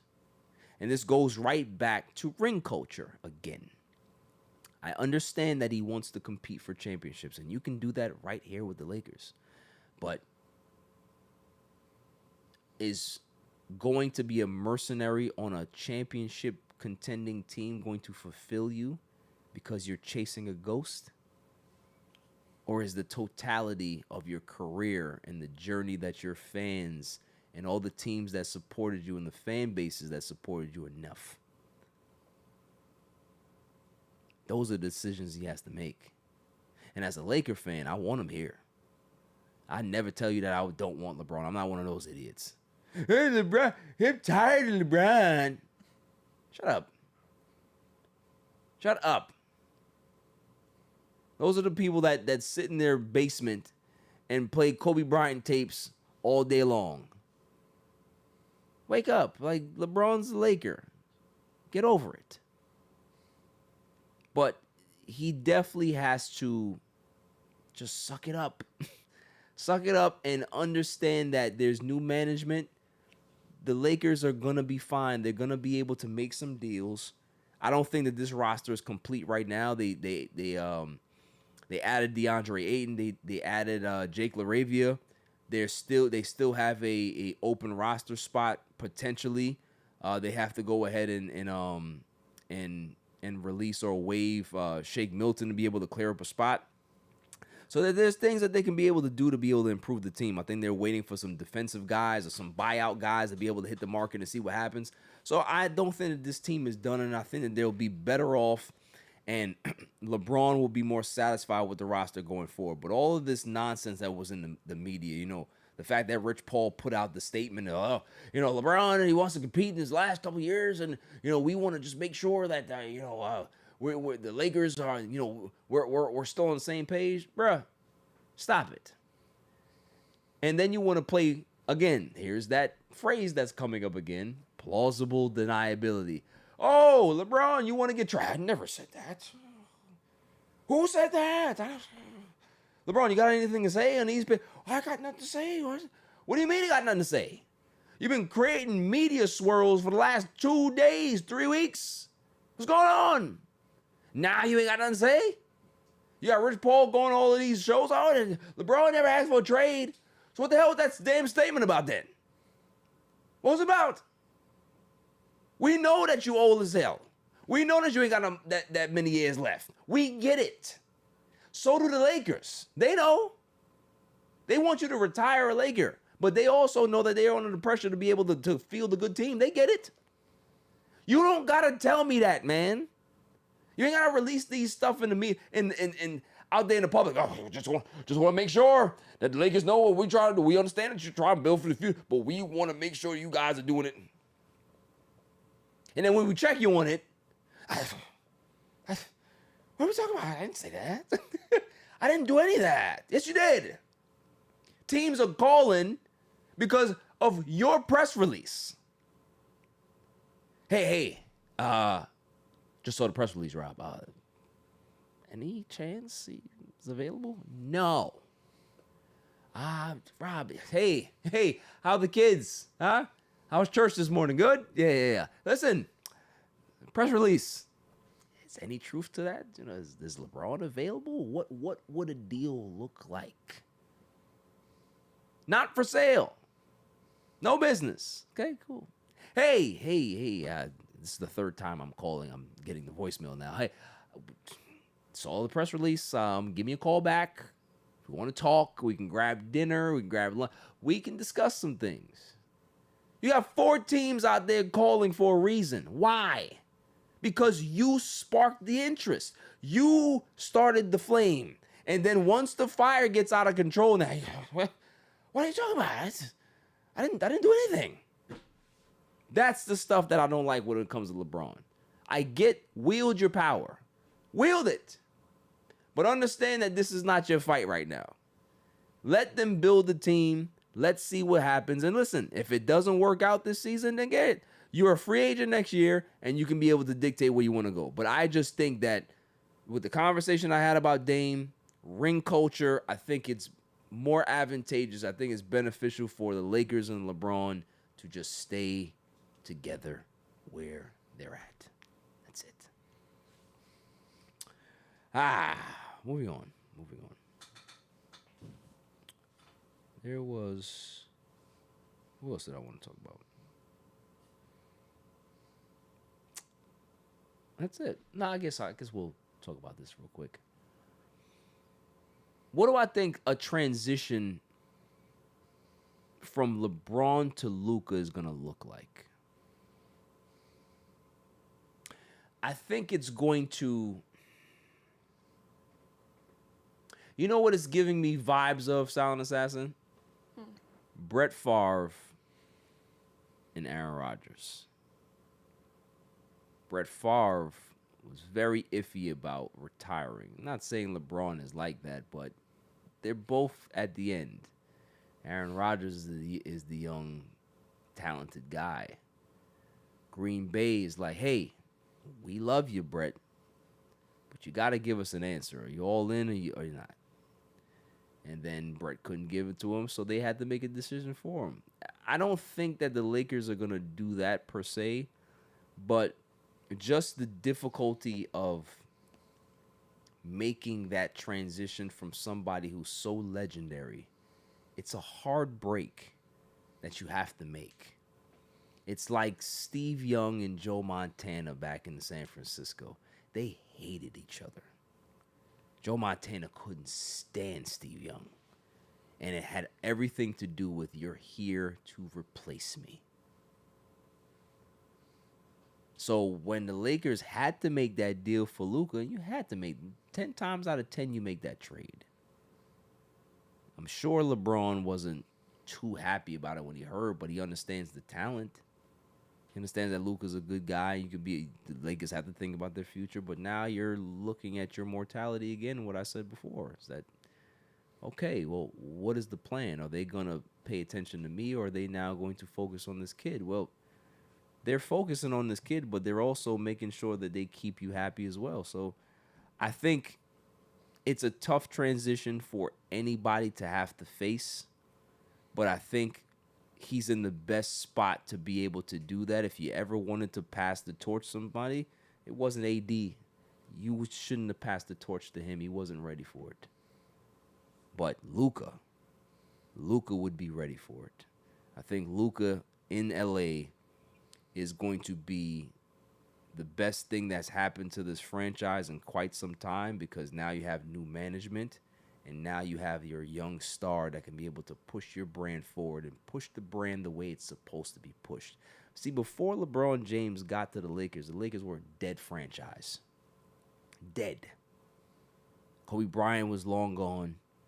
Even when he was there, he was starting to break down physically. Wasn't the guy that he was. The Lakers weren't a great team. Couldn't make the playoffs. They missed the playoffs for like 6-7 straight years.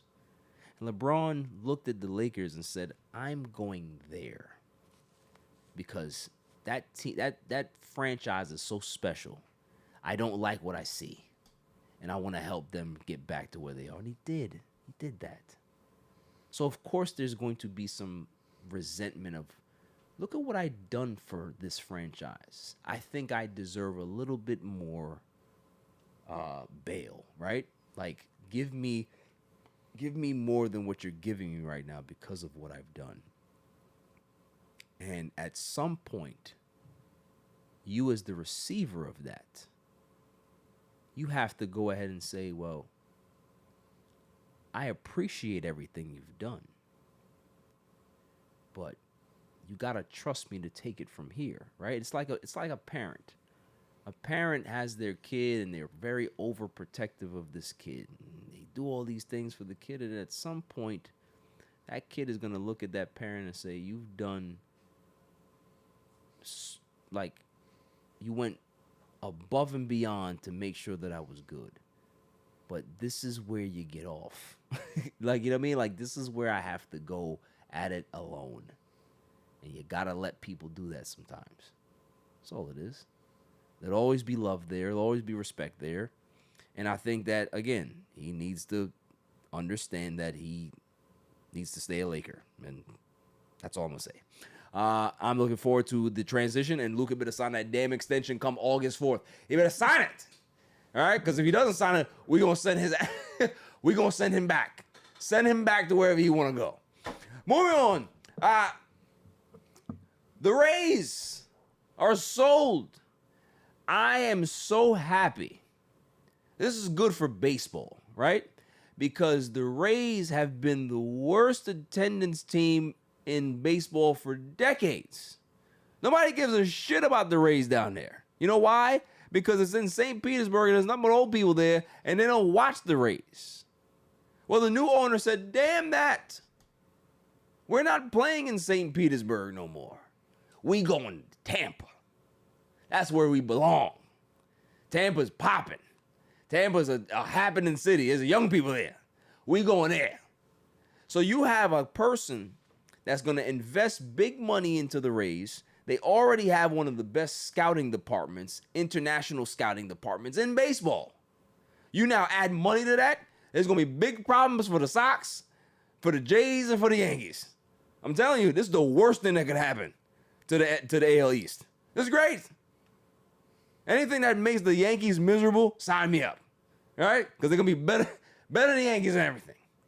They're not going to have no invisible cap number. Oh, we don't want to spend over $240 million. It's too much. This guy's like, hey, go get him. That's what I like to see. It's good. It's a good thing for baseball to have the Rays be appreciated and actually have that team in a way that they deserve to be. Being able to spend money, put back into the team, you know, have a nice stadium in Tampa. It's gonna be good. It's gonna be good. Any thoughts, Alan Assassin? Yeah, they've had some good teams over the years, but never had like a big, flashy, like superstar. Never. So, for them to be able to put up a few World Series teams past 15 years, where they made it 2020 and 2008, Yep. 9 around there, 2008. So, for them to get this new ownership and switch up that, get a new stadium because their roof was gone, but it was ugly before that. All it is a piece of cloth. Yeah. I didn't even know that. Like, yo, this whole time, I thought that it was just a white roof. Yeah. It's tablecloth that they put up there. That's so cheap. It's ridiculous. Mm-hmm. First of all, how did tablecloth last so long? What is it? What is it made out of? It's crazy how, like, you're literally in a hurricane state and you had that as a roof. Tablecloth is your roof. Yo, they should have been forced to sell that years ago. Yeah, it's crazy. Yeah. It's an embarrassment. Yeah. So, yeah, good for them.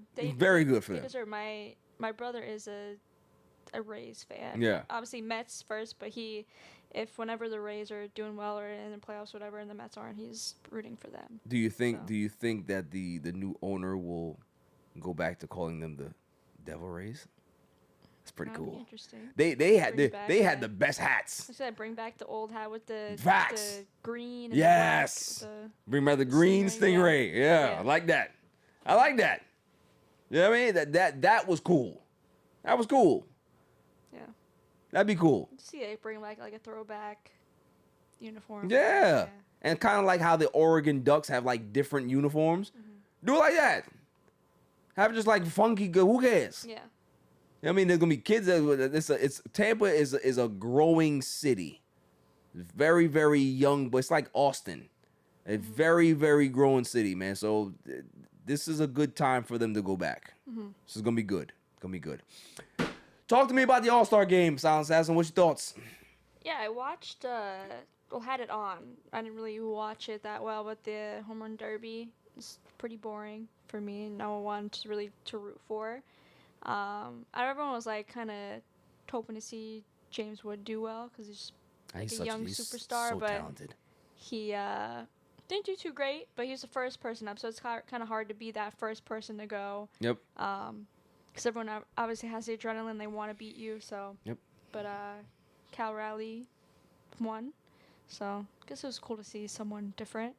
But the actual All-Star game, I didn't watch that either.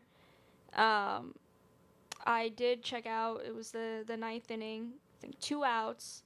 I was checking it on ESPN, and Diaz was up pitching. So I'm like, okay, let's go Diaz. And then gave up a single and then tied the game, which I was definitely pissed about because I wanted to see Pete Alonso bring home the MVP award. Mm-hmm.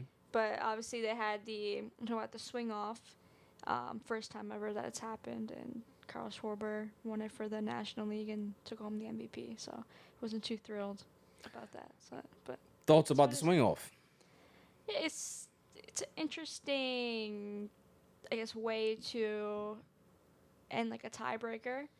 I don't really mess with it. I mean, it's the first year that it happened, so I guess if it does continue, like if ever scenario does happen again, we'll see. But I think it should be, if they do have a swing off, I was telling you, it should just be like 1v1, not have 3 players from each team, and whoever accumulates the most home runs wins. Right. Should be bring out your best power hitter and then just go to town, whatever, versing each other.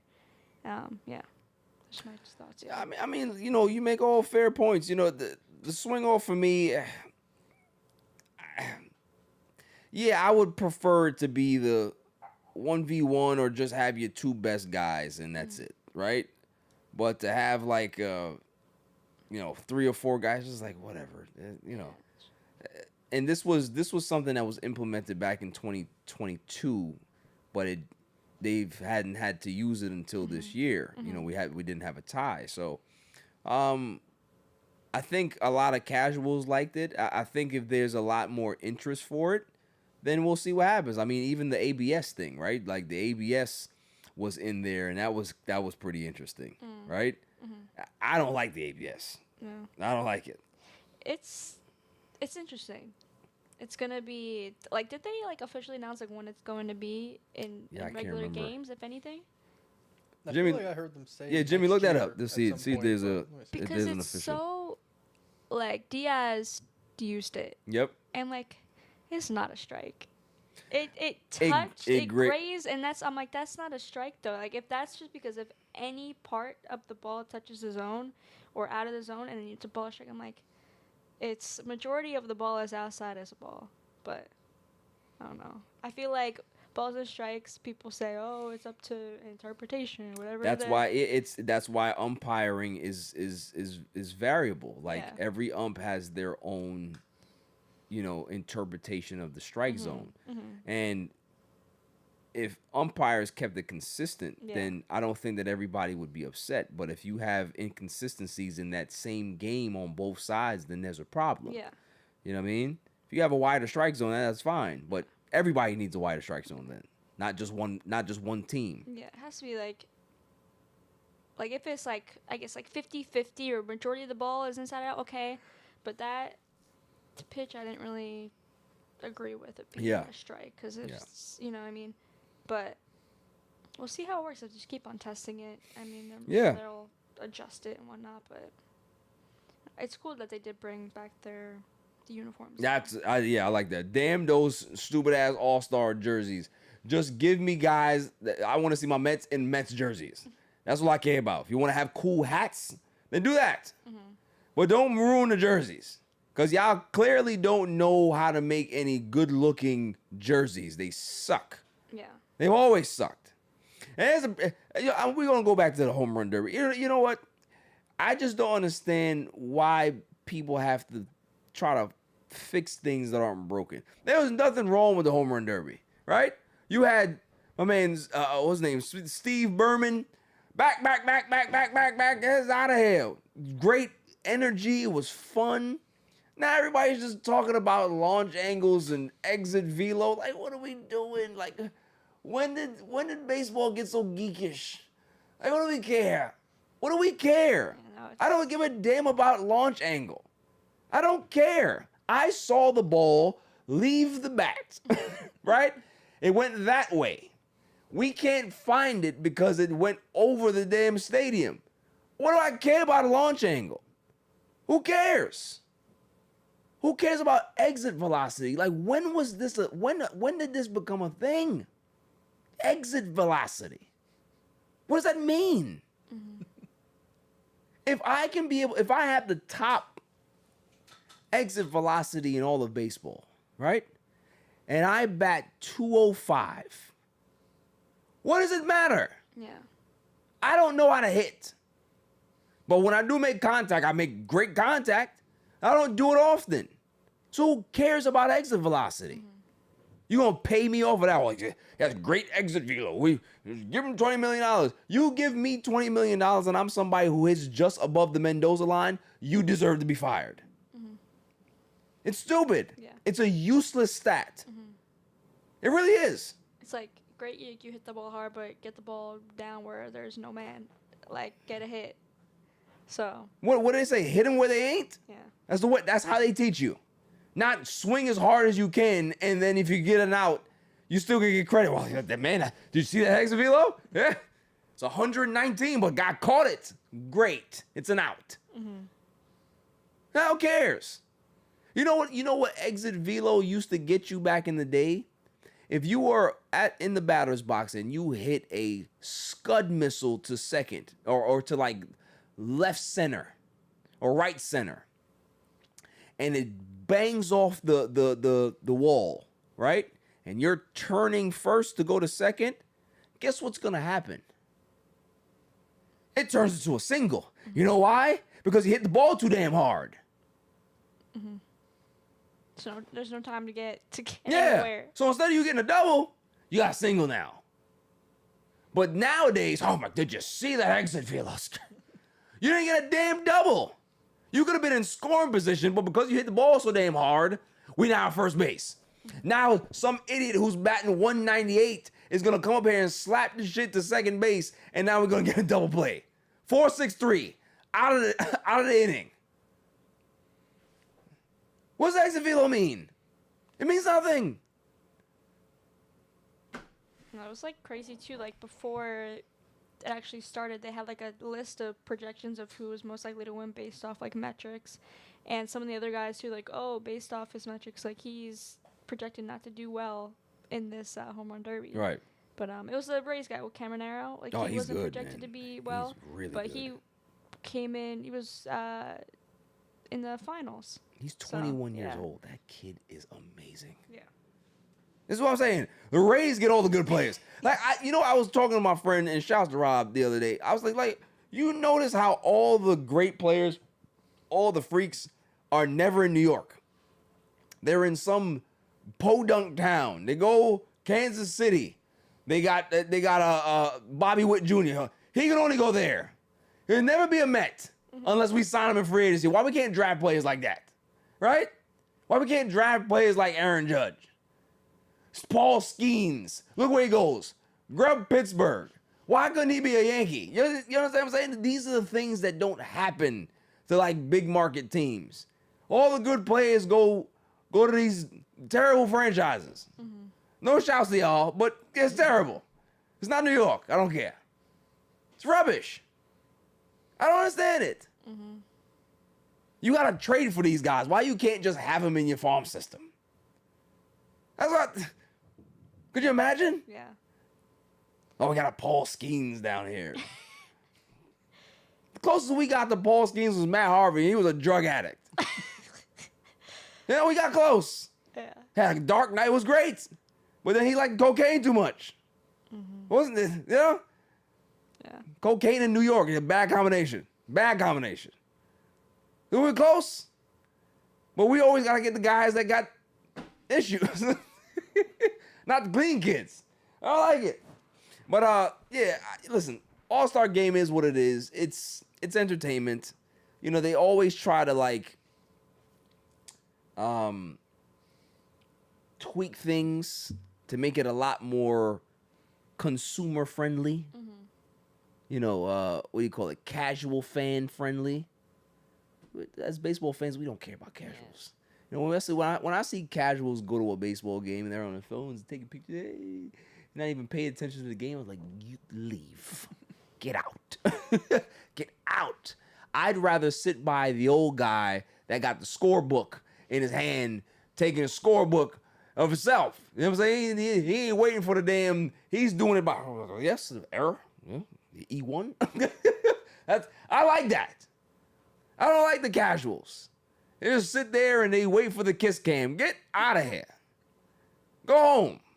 Okay? Yeah. Let's talk about it.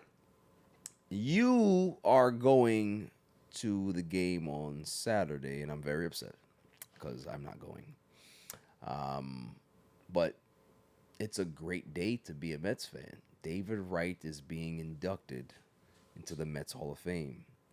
There's going to be a lot of tears in that stand, in those stands. I don't know where you're going to be, but you better get ready. There'll be a lot of grown men crying. So, thoughts? How do you think it's going to go? Obviously, we'll talk about the leak as well, but thoughts on David Wright finally getting his due to be inducted in the Mets Hall of Fame, and just your expectations of what you think is is gonna be the atmosphere there for Saturday. Yeah, definitely projecting to be a very emotional day, a very packed stadium. Yeah. He is Mr. Met, people say all the time. Just like his story being with the Mets, his whole career he was like, if you talking about like finding a guy and like how come we didn't get, like, he was like that superstar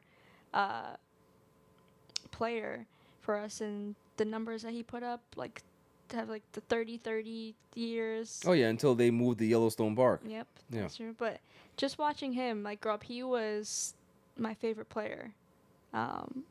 He was like the player that kind of, whenever I went to a Met game with my dad and my brothers, like I'm always have my eye on him, even though I was in the left, lower left, right field side.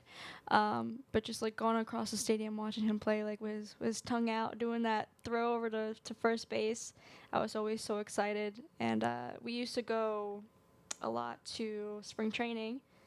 Poor St. Lucie. Yeah, that one day he was signing autographs. Obviously, all the kids rushed over to him. So there had to be a crowd, like 100 people. My dad, I was probably around 8 years old. My dad lifted me up all his strength and throw me in the crowd.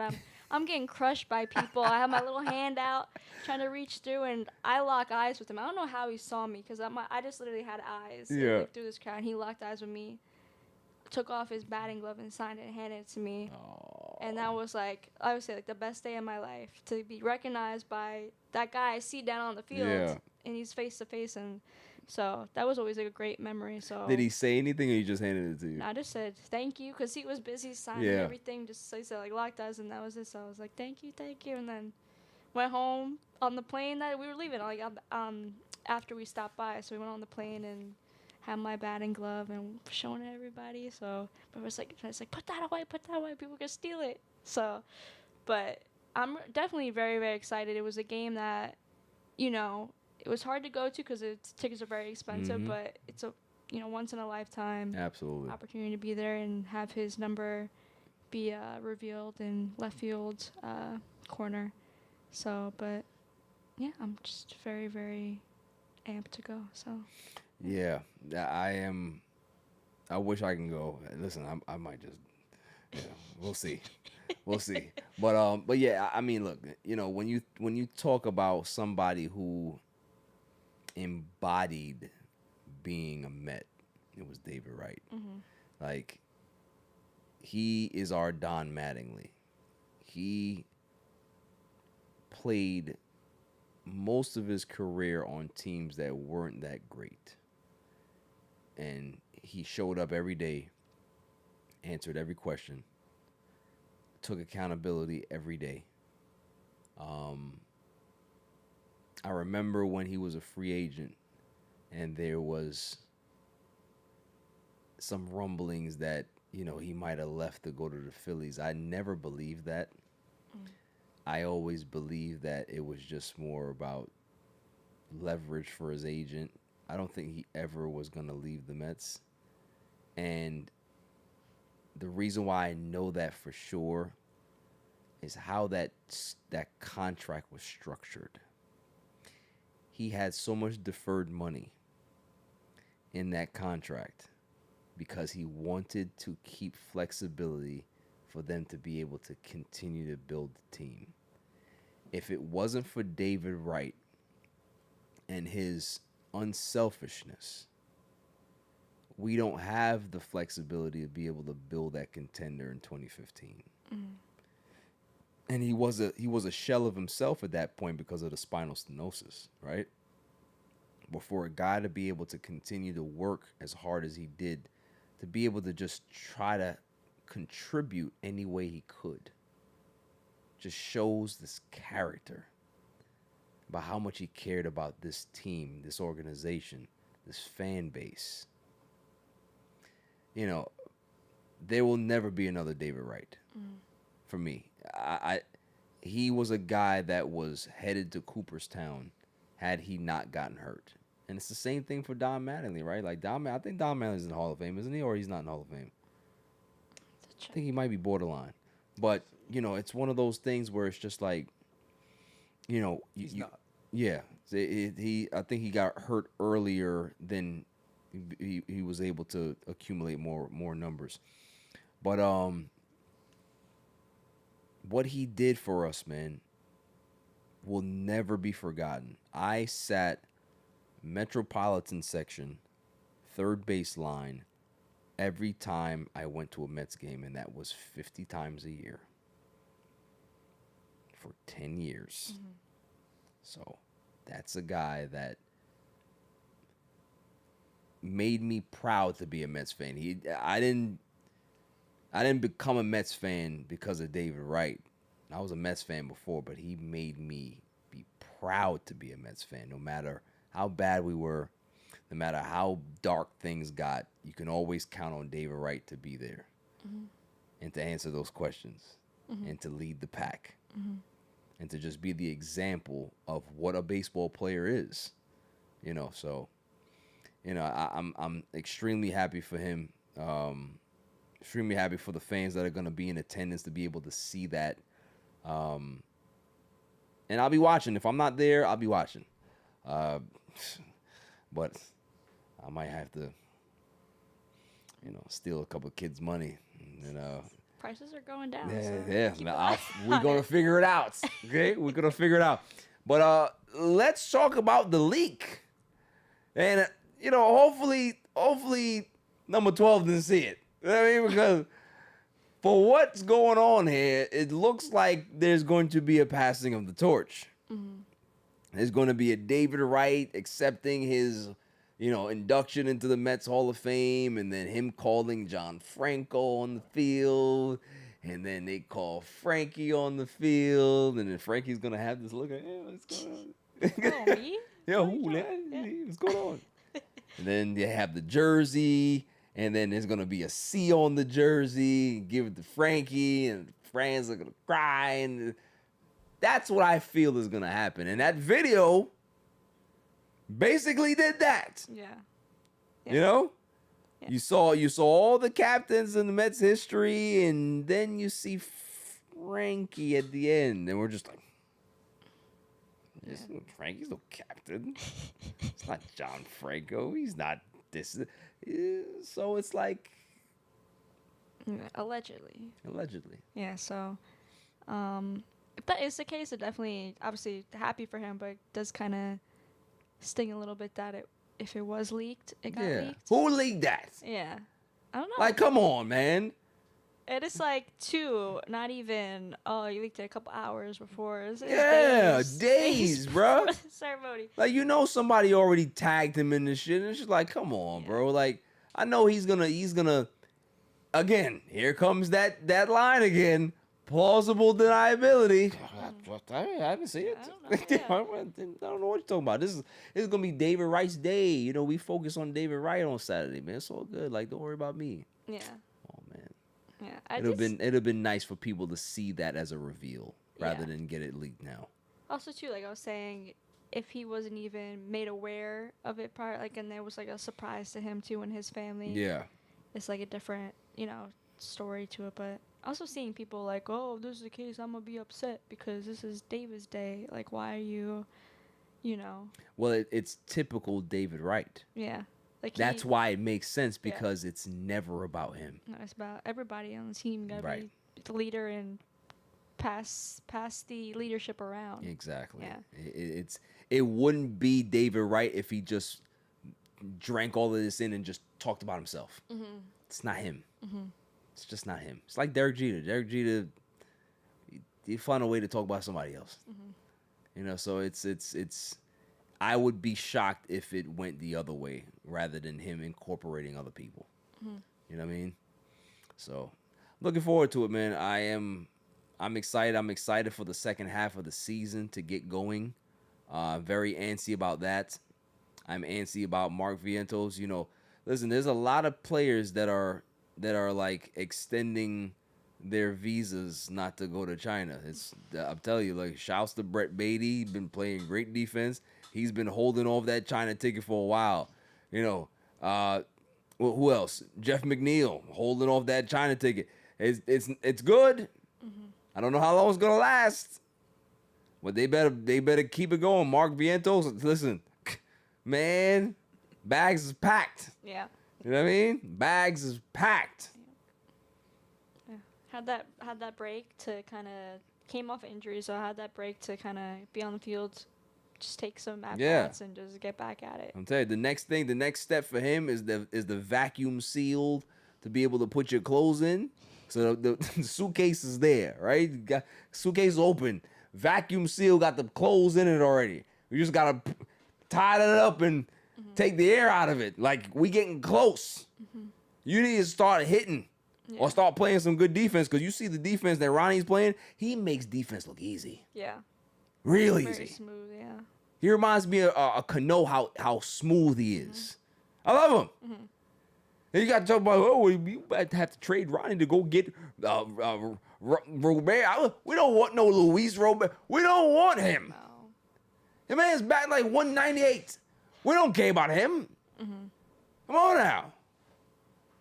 I want the Grom back. That's what I want. Listen, if everybody going home, hey, listen, Jake, listen to this, okay? Dane went back to Portland.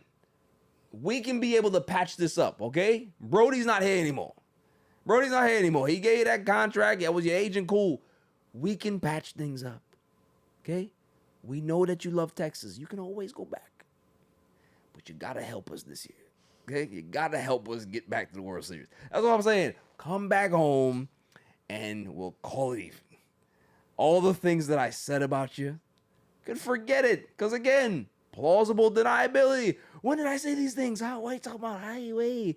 I didn't say anything about Jacob DeGrom. When did that happen? I don't know. That's what we'll do. He has to come back. I don't want to hear nothing about no trades for any Durans. I don't want none of these players, because I'm not trying to give up no prospects. 0 prospects. Jonah Tong, don't touch him. And they just said it the other day, too. They're like, oh, you know who Jonah Tong reminds me of? Tim Lincecum. I've been saying that for years. You just got on the train? That's baby Tim right there. What's wrong with these people? You know what? Sometimes I get frustrated. I see all these people making money and these scouts. It's just dumb. Just come out and be honest and have some personality and know what the hell you're talking about. I seen the Tim Lincecum comparison years ago. You see it in the delivery. Short guys, they got this big fastball, this weird delivery that creates a ton of deception. It's great. You know what? I take it back. I do take it back, because I said that New York doesn't get these special guys. I lied. I was wrong. Jonah Tong is special. He is. So we're going to see. So don't touch him.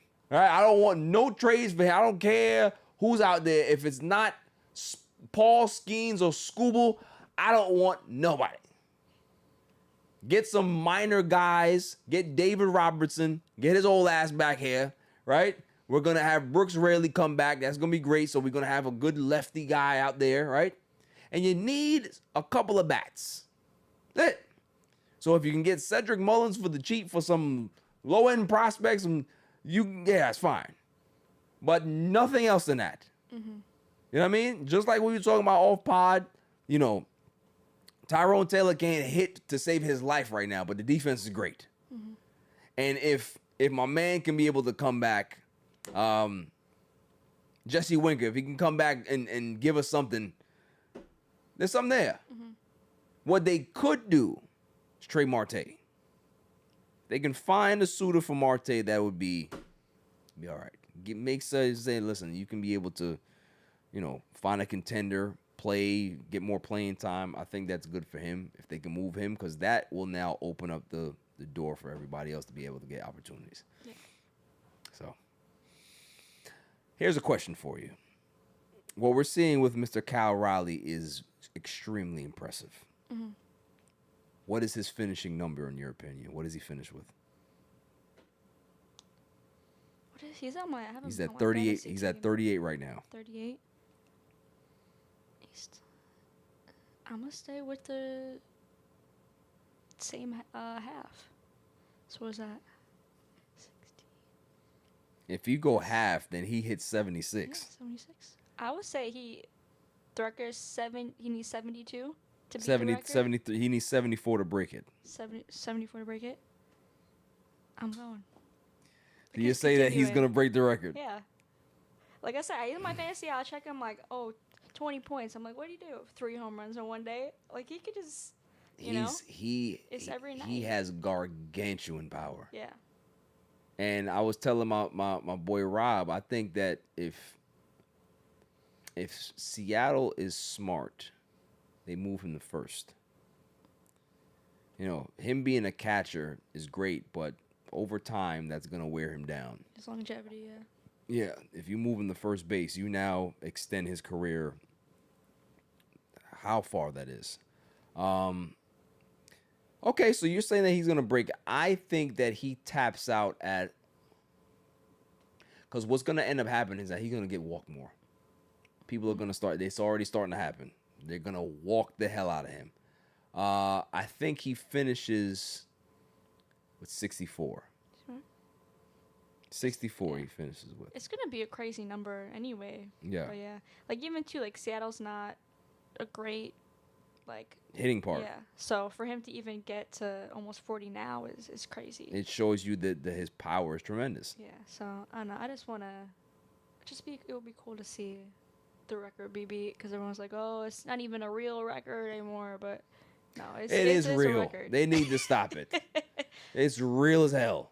So, but it would be exciting to see something, because records aren't broken easily. So for something to change in baseball, to see someone new, there would be. And listen, and the person that nobody would support him breaking that record more than Barry Bonds. Barry Bonds is back in baseball. Is excited to be back in baseball, and it's good to see him.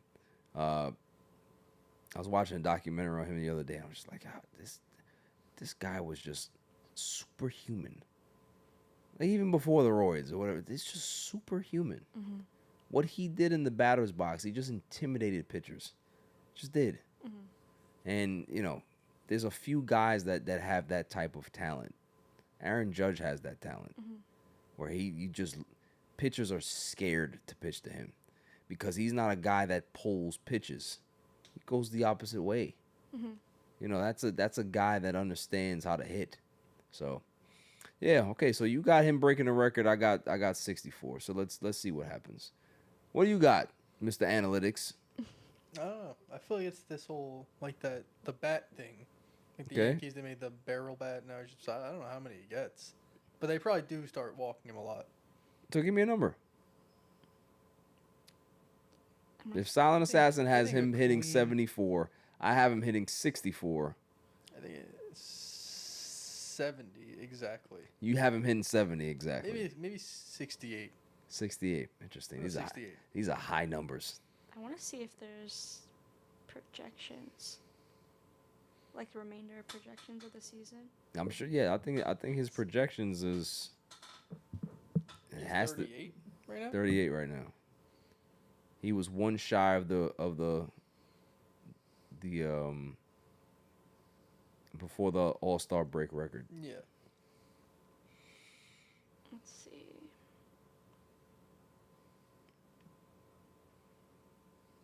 His projections have to be 70. Has to be. Usually it shows you, but I don't have the lineup yet. Okay, when you get it, we'll figure it out. I think that's it. Now it's time for the greatest segment on the planet, Dummy of the Week. Dummy, yeah. Every week I go around the room and I ask, who is the dummy of the week? Jimmy, sir, do you have one? Yeah, I think so. I think I just got to give it to Trump with this whole Donald Epstein file thing. Donald Trump gets the dummy? Dummy, silly. yeah. Listen, explain it. It's just... I don't even... It's just like the most bizarre like attempt to diffuse this situation he wound up. I'd rather him just come out and be like, the Democrats are stopping me, and but it's like this weird like, he's trying to act like nonchalant, like, why do you guys even care about this? And Right. Who cares? Right. But even if he got there in like 6 months, he was saying this, I'd be like, whatever, he's just the dumb. But like, it just switched one day to like, this is the most pertinent issue to. Who cares? Like, he's like, I just like make like you cared. Like, Yeah. Who's falling? There are people who are seeing this like, yeah, he's right. Who does care? Like, they just forget that he was leading the cause. This was this whole thing that like he ran on. So I'm just annoyed because I didn't think obviously that he was gonna release anything, but I thought he would at least like when he tried to like get his way out of it, he would have a better plan than just being like, why are we still talking about this? Right. It's just like the silliest response ever to the thing. No, He gets it for that. He's the ultimate gaslighter. No, that's exactly. It is like just like gaslight, where Yeah. he's just being like, I never cared. Yeah. It's like you were the one who like Yeah. spearheaded this issue. Mhm. So, He would retweet all of these crazy things. Like, dude, come on, man. Like, you got to eat this one, Donald. Dummy, So I'd yeah. rather him just go about it how he normally like this. I don't know. I'd rather him just have a good reason, not Yeah. just like pretending it's not a thing. That's a fair point. Just annoying me. I don't know. So listen, it's fair. It's fair, and it's warranted. Dummy, yeah. Silent Assassin, what you got? If you got one. Yeah, I'm just gonna go with whomever the person was on MLB accounts that leaked that video. Yes, we're gonna find this whistleblower. All right, and we're gonna club them with socks and soaps. Yeah. That's what we're gonna do, right? I don't Because you ruined a potential moment for the Mets. Like, come on, don't do this. You know what I mean? Like, it's bad enough that we gotta be Mets fans and people like to stick the knife into us and tell us how bad we are as a franchise. Like, stop it. Now you're gonna go take our fun, take our surprise away. Right? People have been waiting for Lindor to get this C for years. And we're right there at the cusp. And for somebody to leak this video is just wrong. It feels dirty. You know? Yeah. It sucks. Feels like, when you're a kid and you go ahead and you're with some girl and you get to second base. And it's just like, yeah. It's that smell. It's not great. It's dirty. Makes you feel horrible. That's what it feels like right now. I need 2 showers because you took away my joy and my David Wright love, and then the transfer of power between old Cap and the new Cap. So we're going to love it, but it's not going to have the same moxie as the big surprise and the big reveal. Just come on now. Don't do this to us. It's bad enough that we have a history of heartbreak and sadness. This is one thing that's going to make us feel good, and look what they did. Huh? It might have been, who leaked this? It probably was, what's his name there? On the Yes Network. Big head guy. Michael K. Michael K. did it. Maybe I'm sure he did. Oh, I got this footage. Release it. Because I feel like it didn't even feel like it was a complete video. It No. just, like, started and no. And it looked like a outro. bootleg. Yeah. It's definitely a bootleg video. Like, you ever seen a bootleg movie where the screen is like sideways and it's not even like in focus? That's what I felt like I was watching. I was like, who bootlegged this video? Yeah. And released it? That's nasty work.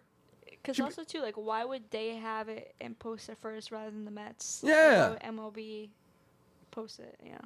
Telling you, It was man. like the MLB account posted it, right? Yeah. Nasty. Yeah. Of course, Rob Manfred would screw up the Mets moment. Of course. He's an idiot. Complete moron.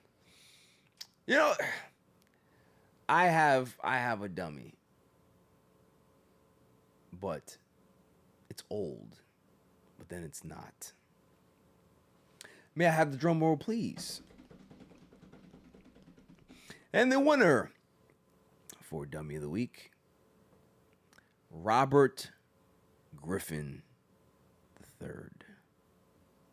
I'm not even going to say it with any gumption because this is not going to be one of those dummies. This is not going to be one of those dummies where I poke fun, try to make a joke out of things. I'm coming for blood.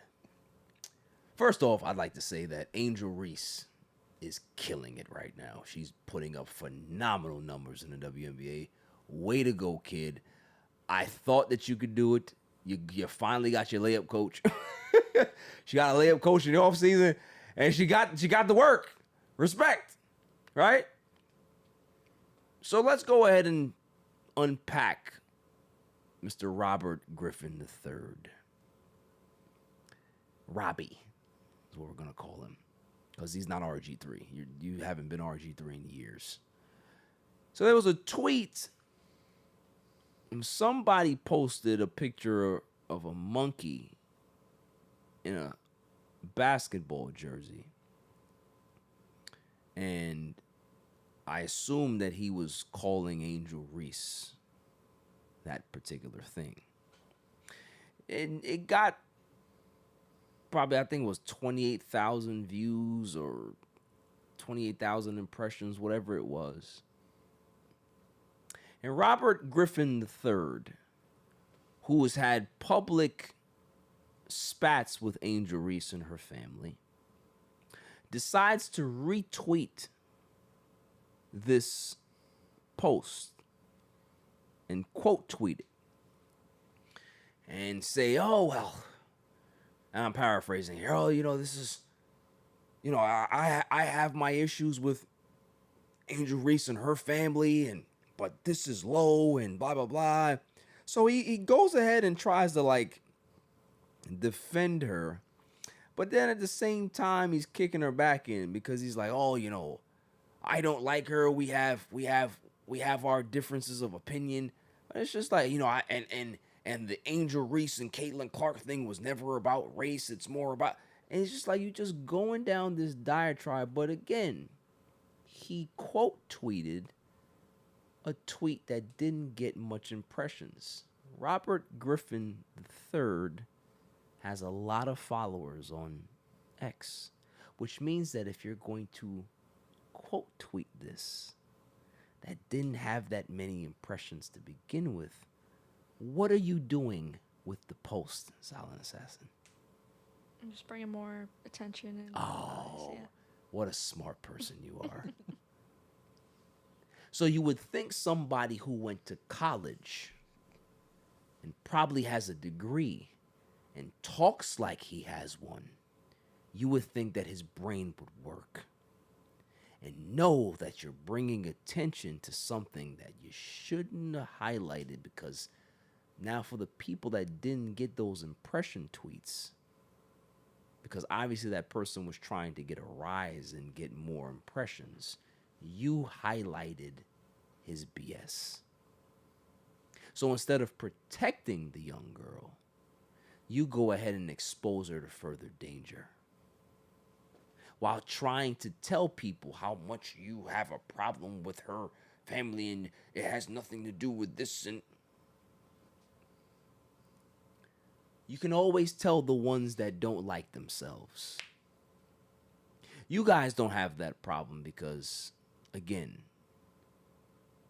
it's not the fact that you guys have it. Well, white privilege is a thing, right? And we all know that. Robert Griffin believes the same thing. The only difference is that Robert Griffin isn't white, but he damn sure acts like it. And what I mean by that is that he tends to like to needle certain people of a certain hue, but doesn't do it to the others. See, if you're going to be a fair game analyst, that's fine. But when it seems like you're always going at one side over the other, it looks a little funny. And I am not a Ryan Clark defender. I don't like Ryan Clark. And I have reasons why I don't, personally. But Ryan Clark called out Robert Griffin III. And he was right. You see, when you have somebody like that that tries to make a point and make a point on somebody else's, I guess, negative press, you're a bad seed. You're a bad person. Instead of protecting somebody, this is a young girl. This is a girl that's trying to build a career in hell. I've said some critical stuff about her game. I have. And I'll continue if she plays bad because that's just what we do. But you will never see me have to retweet something like that to make a point. It's senseless. And it's hurtful. And if she didn't know it existed before that, she knows now. And everybody else knows. Shaq knows, and he threatened you. He said, you do that again, he's going to punch you in the face. This is something that Robert Griffin has done his entire career. When he was in ESPN, he was always that uppity jig, is what I'm going to call him. And it got so bad to the point where ESPN said to themselves, we don't even want you. Like, we want somebody who's authentic, not you. Robert Griffin III makes Russell Wilson look like Malcolm X.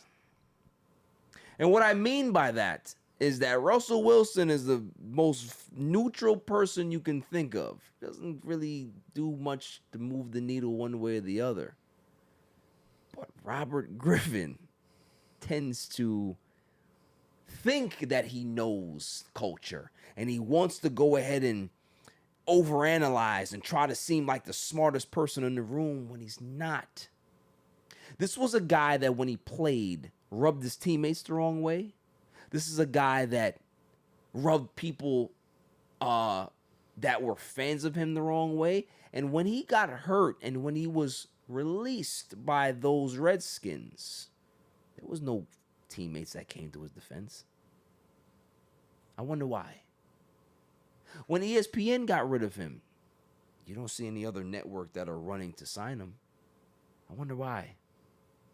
So he can be able to go onto his platform and his YouTube or whatever, independent platform he has and be able to spill the vitriol that he does. But at some point, people are going to start to tune him out. And why is that? Because he's a fraud. He's always been a fraud. And when you're a fraud and you go ahead and throw stones from a glass house, people will see and expose you for what you really are. You're a self-hating black man. That every day you wake up and you see that your skin complexion hasn't changed, you get upset. And because you can't change it, you go ahead and you spill your vitriol to others that look like you because you're Clayton Bigsby. You've heard me talk about Clayton Bigsby before. Robert Griffin is one of those. So, there's no shock to me. I knew that as soon as he opened his mouth, he was going to say something stupid. Because every time Robert Griffin III opens his mouth, he says something stupid. I just hope that at some point, and maybe soon, that people realize who he truly is. Maybe some right-wing people will go ahead and take him because they love to take black people that hate themselves and use them against themselves. Yeah, we got this black guy that hates. So yeah, we like him. They have many of those over there. Candace Owens, it's a bunch. So you can join them, but if you actually want to be a fair analyst, to be able to break down the game and have the respect of people that when you do say something, they take your advice. Find a way to change. But he has a lot of soul searching to do because there's character flaws, and then there's people like Robert Griffin who won't change because they always think that they're the smartest person in the room when really they're always going to be the biggest. Dummy, yeah. That's all for the show. This was fun. I was very energized today. I was. It's a lot to talk about. Do I have a PSA? Maybe. PSA is watch who your friends are. Watch them closely. Not watch them to the point where like you're psychoanalyzing your friends, right? Because you don't want to do that. But watch them. Watch to see how they move, and you can pick up certain tendencies and be able to help them when you need to help them. Surprise them when you can, and be there as a beacon of positivity when they're having bad days. Watch them. It's good to have friends. Good to have great friends. And also realize the friends that will go ahead and buy Mets tickets for David Wright's Hall of Fame ceremony and not invite you. All right? Because those friends need to be fought. Those friends need to be fought. All right? I will never forgive the silent assassin. She's going to be there, take all these pictures, and I'm going to be home miserable. I don't like it. Okay? I don't like it. So next week's show is not going to go well. Okay? Because I'm not going to talk to her. All right? I'm going to talk to whoever is here, and I'm going to ignore her. Okay? Because I'm hurt. I'm hurt because I didn't get an invite to my favorite player of all time. I don't like it. I don't like it. Well, no. Listen, I hope you have fun. I will try to sneak in there in the back doors as much as I can. Pause. But yeah, we'll see what happens. We'll see what happens. If I can be able to escape, I might escape. If not, then I'll watch it on TV and, cry like everybody else. See, she didn't even care. Didn't even care. It's crazy. It wasn't me. It wasn't my fault. Yeah, see, again, that statement comes, and that's how we're going to end the pod. Plausible deniability. I'm telling you, man. That's all for the show. Until next week, stay safe, stay cool. Peace.